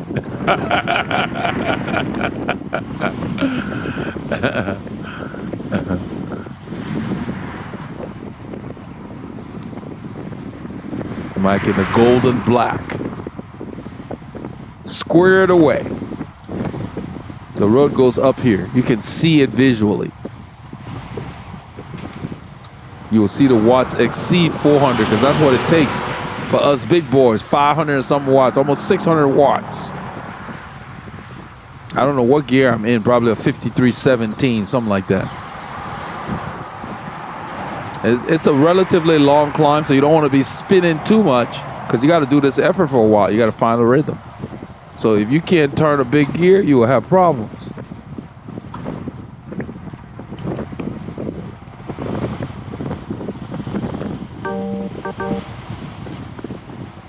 You're following a lightweight rider. That's the problem with the long climbs in the mountains. It's just physically impossible to hold 500 and something watts for 10 miles or something like that. So you got to let them go for stretches. So most going to gather Alessandro and Isabella so they can get ready to go. They're going to go straight. We're going to be going right. That's why he's moving up to let them know. So the three of them can get together and let the group that's going north stay together. So he's moved up in the line. So the three of them will be together. We'll come across a vehicle that's parked on the shoulder here, right around here. So we have to use the main lane. I'm letting Mike Barreras know that they're going straight.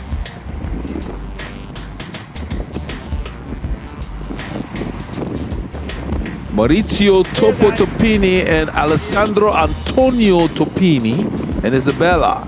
So they say their goodbyes, and we're gonna roll up this climb and turn right. They're gonna go left. It's like a Y. They're gonna go left towards Taco Corner. They're going back towards town.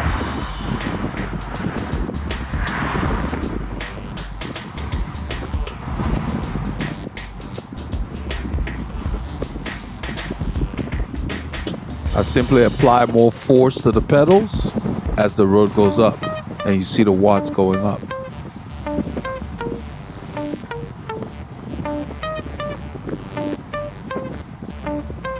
You just don't want to be in a gear that you get bogged down in. Whatever gear you're in, you need to be able to turn it smoothly. So I'm spinning at 85 RPMs. And in this situation, I can do this all day. So you find the gear that you can cruise in, and you do the work. Sometimes you got to push. So this is where more of them are going to the left. We're turning right here. This is Mount Pleasant Road, and right here Mike Barreras says, "What a pleasant road."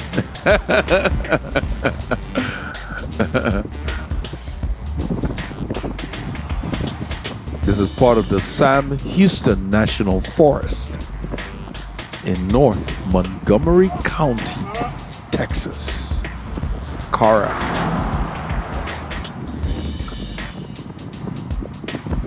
This is the road where Mo says two people were racing cars and ended up with a couple of fatalities.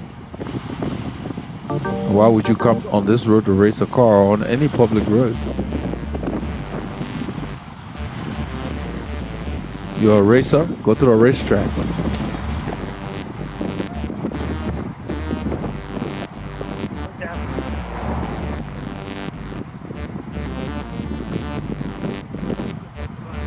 There must be Champoussin at the front.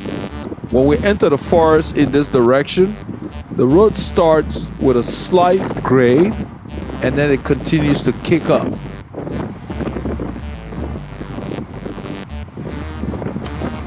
So I just find a gear that I can ride for an extended period And I just resign myself to putting in the effort. That's Darren on the right. That's Loretta. Laura on the bike there.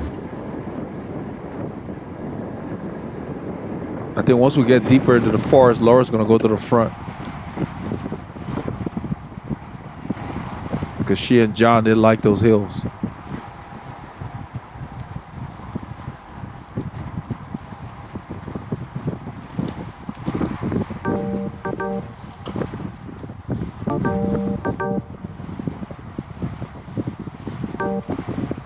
It says 2%. It stays like this plus a little higher for quite a while.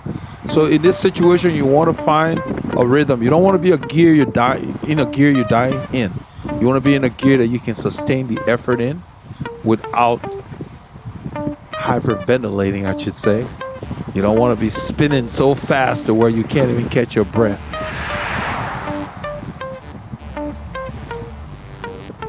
And it comes with training, so you can know what gears you can do sustained efforts in, what your body prefers. Every rider has a different engine.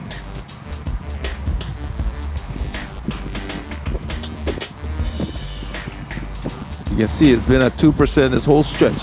This is a nice way to enter the forest. Next week, I think I'm going to bring us the opposite way because it has a very long climb. You will see the descent on this film.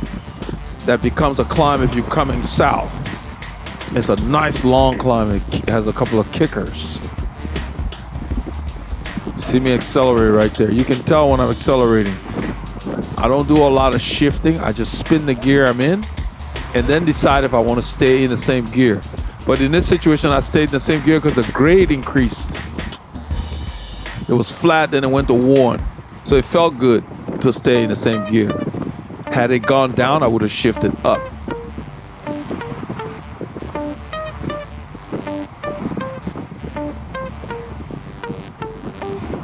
My cadence just happens to be around 90. I'm not planning it. I'm just riding at a rhythm that is sustainable.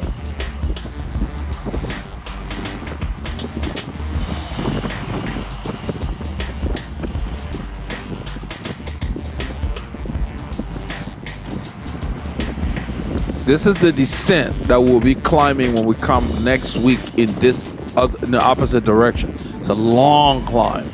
So this entire stretch is really steep. As we descend, this road has a lot of patina. So I'm reading the road to save my wheels. And I'm gonna put it in a reasonably large gear, like a 5315 or something, right here. And just ride up.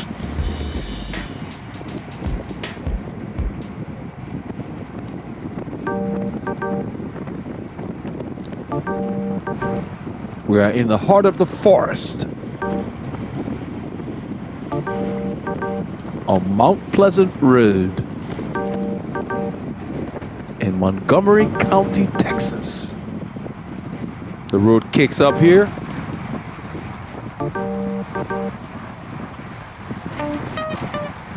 So if you haven't gotten accustomed to doing 450, 500 watts repeatedly, this is very taxing on your legs and your aerobic system. That's why a lot of riders will use a small gear because they're not used to putting out big watts.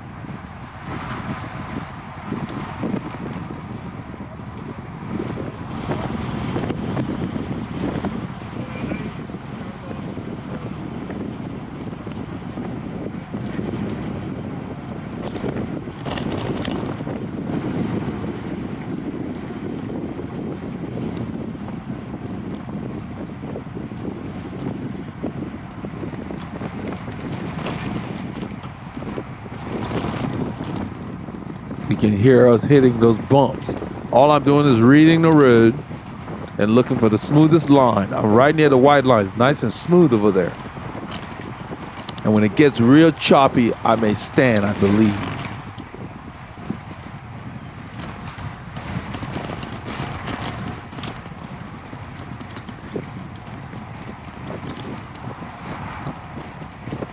We're riding hard here.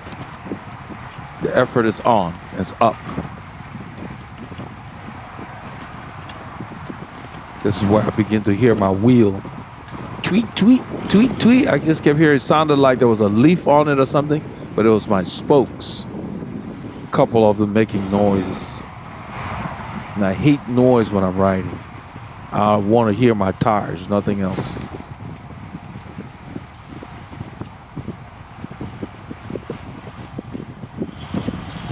I'm soft pedaling there because the power's off. I don't know if somebody's pulling off or what, but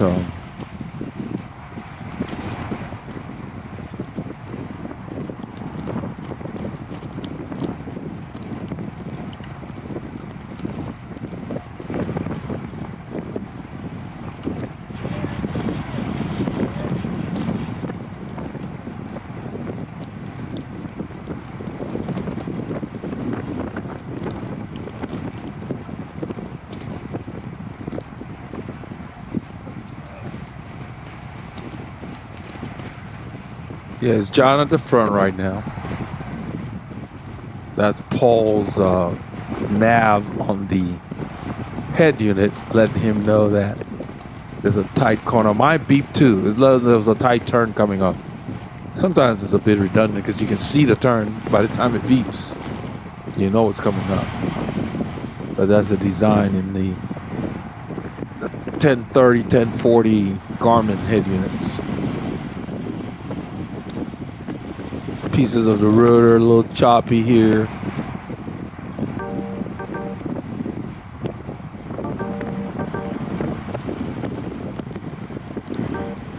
The group has gotten faster over the years, and it's just a pleasant thing to see. Such a nice turnout on this day.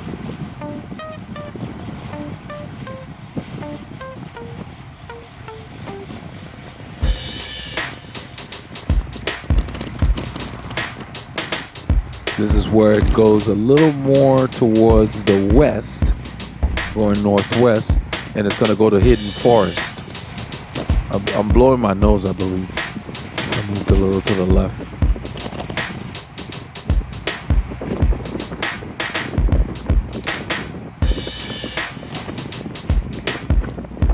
The road goes up here again.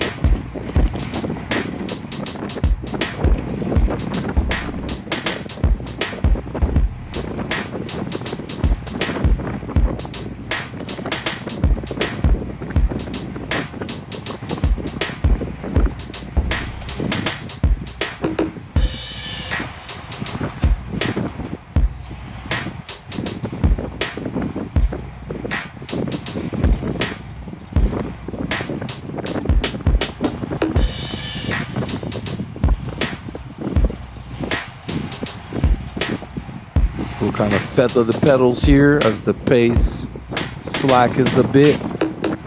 The road goes down.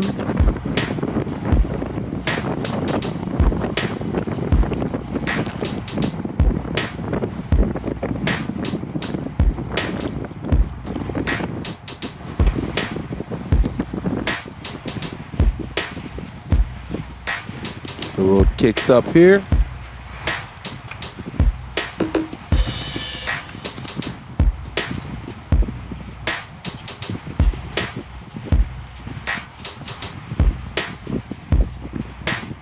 I can hear my wheel making that noise. It's the spokes. The spoke tension was off on one of them. I just had to get them balanced. That's why noises mean something. You hear a noise, that's not the norm, check it out. Otherwise the problem will get worse. The wheel was still perfectly true, just the spokes had unbalanced tension, and probably one or two of them, not very many. The wheel had been hanging up. I hadn't used it in a while.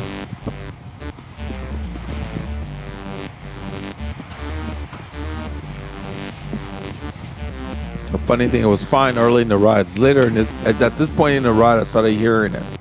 Then later in the ride, it got quiet. So once I got back, I immediately checked the tension. I like to resolve issues right after I get back, as time permits, so that the next time I put the wheels on, it's ready to go, instead of putting it off. No point in putting it off. It's fresh on your mind. There's a problem, deal with it. So the bike's ready for the next ride.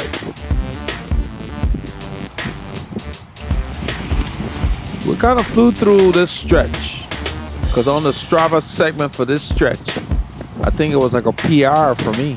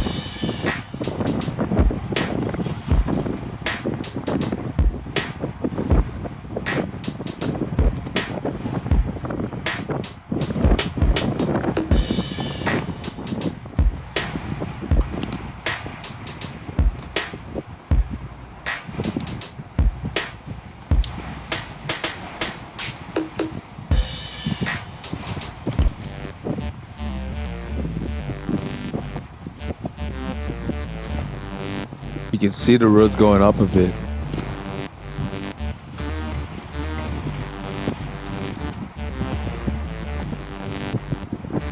So as you ride, you have to constantly shift based on the feel of the gear you're in and what the terrain requires.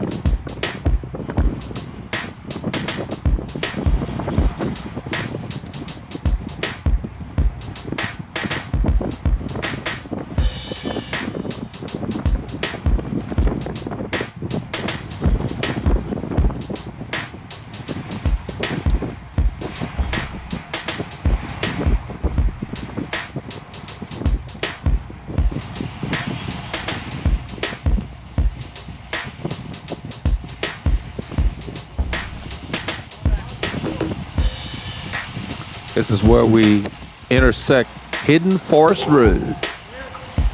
It's clear. We roll left. This will take us to Highway 149, and we're gonna go south. I'm not messing around with any gaps. I go around Chris here, move up on the wheel ahead.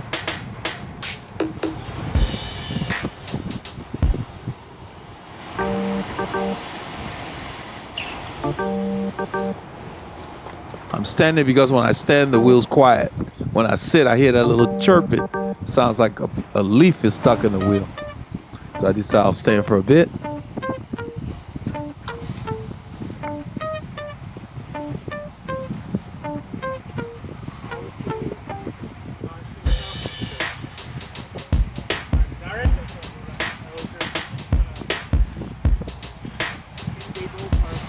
If you watch, when I stand and I sit, it does not impact Laura.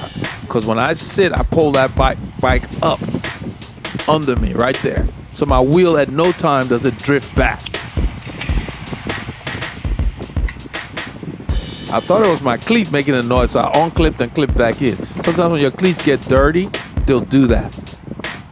And somewhere along, I don't know if it's here, I took my foot out and actually cleaned the cleat. Right there. No, yeah, I unclipped and clipped back in, thinking that's where the noise was coming from. It was driving me nuts. I hate noise. I was trying to diagnose the source. And later on, even Mike says, I don't think it's coming from your cleats, because that's what I had thought. And I agree with him. I told him, I think it's coming from the wheel and the spokes. I'm looking down because I keep hearing it. I'm going to mention it. I'm just very anal about noise. Stop in a corner. Let's go across, I guess. We don't want to block these guys. They were considering stopping on the corner because of Tomas Anselmi. Mike thought we're going right. We're going left. That would give us too many more kilometers. So we stop here instead of on that corner. And I'll go ahead and check my rear. We're stopping because Thomas is off the pace. He had pulled out near when we got off the lake. Isabella leave with Mo? Yeah. Oh, 3 of them left. Straight. So he's the other guy that Mo's kid? Yeah. Damn, he doesn't need a paternity test, huh? He knows. He's talking about Mo's son, Alessandro Antonio Topini. Looks just like Mo. The resemblance is there. No. Now, we're not going to wait here for Thomas. Be like 10 minutes. Yeah. Oh, really? So if you got Taco, he can catch up, okay? Okay. So we're going to go to Taco, and then I get on the bike, and I hear this noise again. So I decide, well, maybe something's stuck in my tire. I think even Mike Barreras said that. Sir? So I'm going to stop right up there. I've been here, sir. So Matt said he hadn't seen Paul all day. Paul been sitting at the back filming. I told him, you don't need to sit back there. Film what's in front of you. Roll through the line. So we stop because I'm going to check that tire. I'm just going to spin it. I'm just going to spin it and run and use my gloves and rub off whatever may be on it.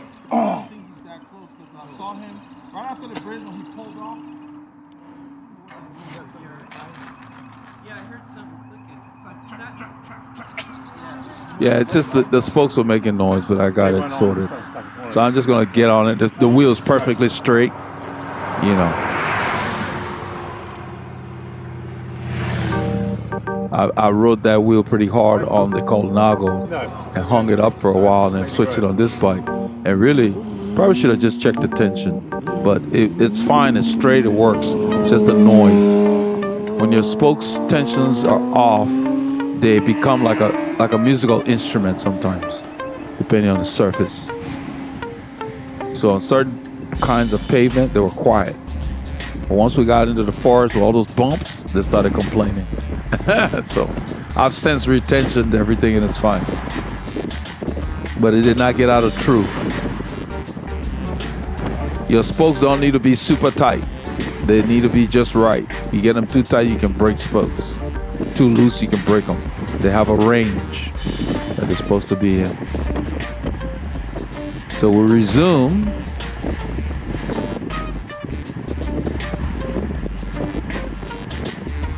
We're on Highway 149 headed south towards Montgomery, Texas.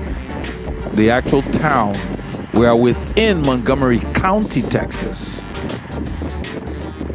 We're heading towards Bailey Grove, one of our most favorite roads out here.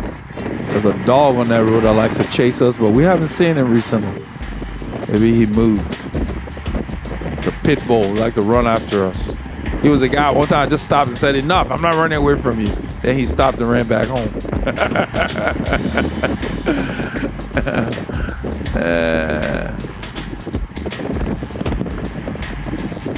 It's slightly downhill. We've got a bit of a cross, I guess a crosswind. We never really had a tailwind on this ride. And when these fronts come in, it's blistery, blustery. But the weather, the change in the weather here, by the end of the ride when Paul and I were rolling back home, I just started sneezing and, the pollen got to me. And up to like a couple of days after the ride, I was still sneezing. It was weird. It's just stuff in the air. We've got a lot of changing temperatures and fronts coming in. And the southeastern U.S. has had some storms and tornadoes and just, unstable weather. That's spring for you. And then I believe June is like hurricane season. There's always something going on.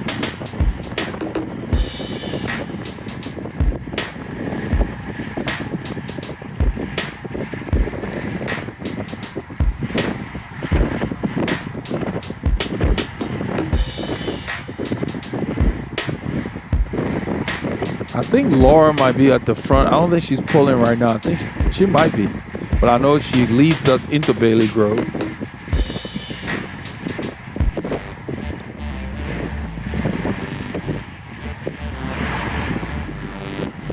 So as we turn onto Bailey Grove Road, then Mike Barreras rolls up and says, I don't think it's your cleats. And I agreed with him. It's one of the hardest things to do on a bicycle is diagnose the source of noise. Where you usually think it's coming from may not necessarily be the source. Sometimes you think the bottom bracket's making noise. It might be your headset cups or something like that, which are different situations that creates the sound.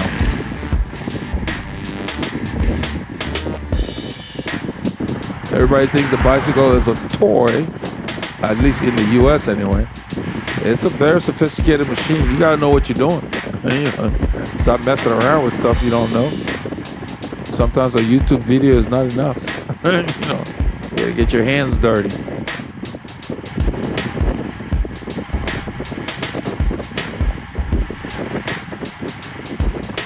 Yeah, we're going downhill at 43K, 26 miles an hour, 27. We've got a cross tail kinda. This road rolls is kind of westerly.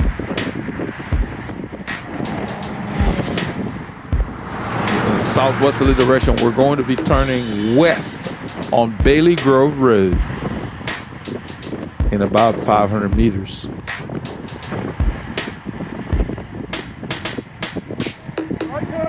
Yeah, Laura is leading us.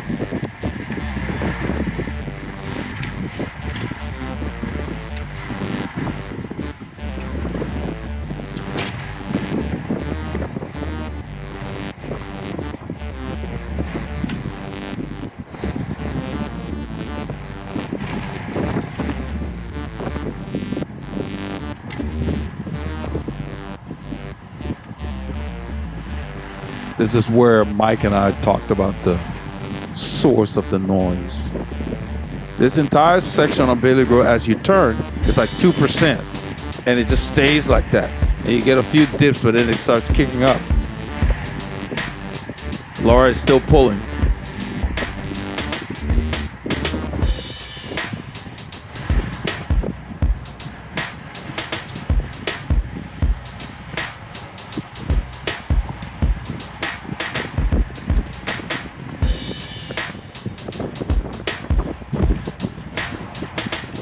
So we have a road in the woodlands called Flint Ridge.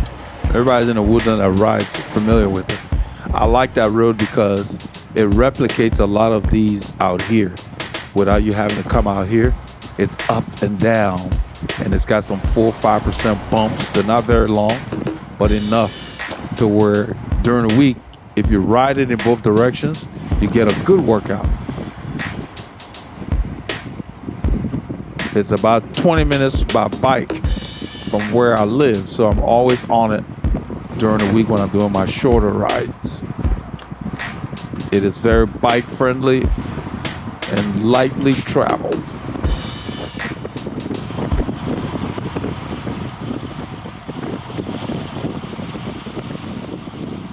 We're past the where the pit bull used to live. We didn't see him.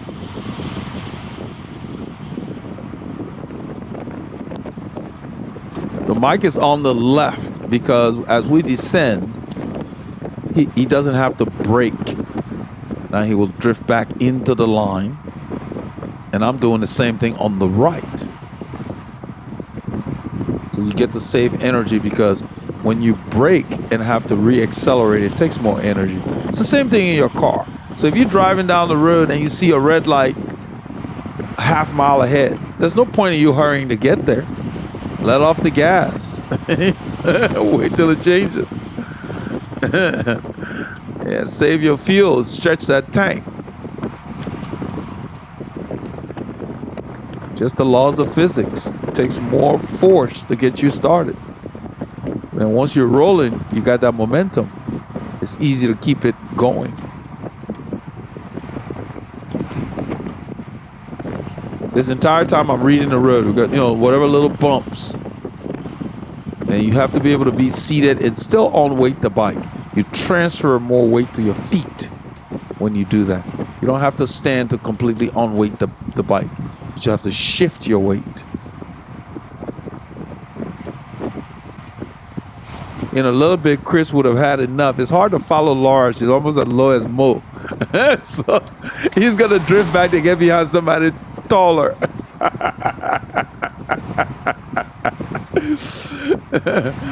I think somewhere around here, yeah, right there. He's going to get behind somebody taller. And Laura doesn't let up. You can see 4 something, 3 something watts. And then when we go up about maybe 500 meters, we're going to turn right. And the road kicks up.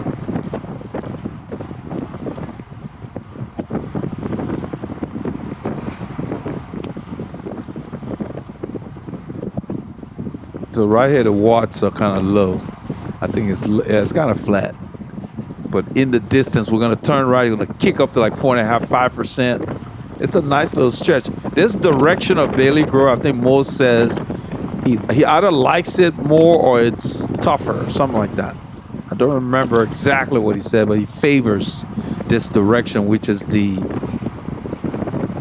counterclockwise.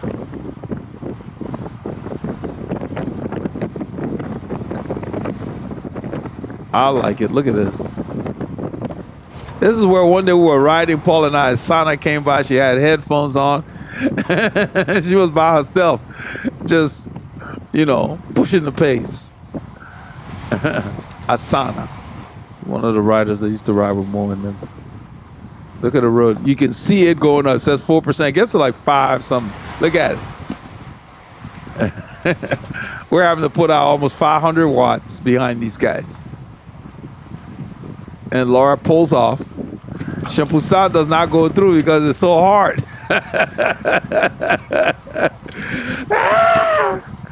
And so we just kind of roll and roll. You know, it's the power's dropping because it's leveling off a little bit. There was no aggressive pull through. I mean, I got to like middle of zone 4. So we're going. Paul thanking Laura for the pull. Yeah, Laura has gotten strong, man. I mean, she was already strong, but it's like she's sharpening. She's putting in the work. That's what it takes. You got to do the work. You don't get fast sitting on the couch. You don't get fast watching YouTube videos. You got to put your butt in a saddle and go out there. Or put it on the trainer when you can't get out. Discipline.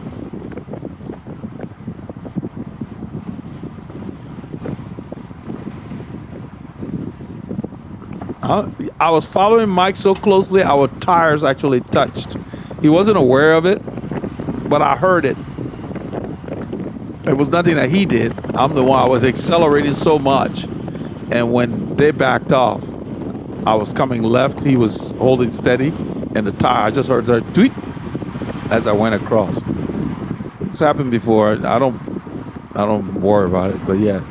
So our tires touched back there.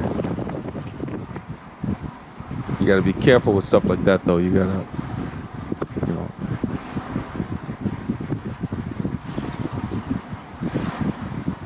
Back in the day, we used to practice bumping just to get used to it and all that. So you can see how closely I'm following him. I'm not looking at his wheel. I keep my eye on his body, and just by the proximity of his body, I know how close I am. You have to practice that. You don't have to look at the wheel the whole time. You glance from time to time, but just by where he is, where the person is, you can tell when you're within a foot. And when I get very close, you see me drift to the right just a little bit. That way you maintain your position. Because when it's really hard and you get a gap, sometimes it's impossible to close. And you have to dig really deep. We ended up getting separated in the Hills Parkway. That's off camera because some of the guys let a gap happen by the time we reacted. Laura tried to pull us back, and it was sweet. I mean, it was good. So that was a lot of action. So right around here, we kind of ran out of battery power. And so I don't know what you did on Saturday, but you can see This is part of what we did on Saturday, remember? You get your K's in and keep the doctor's fire.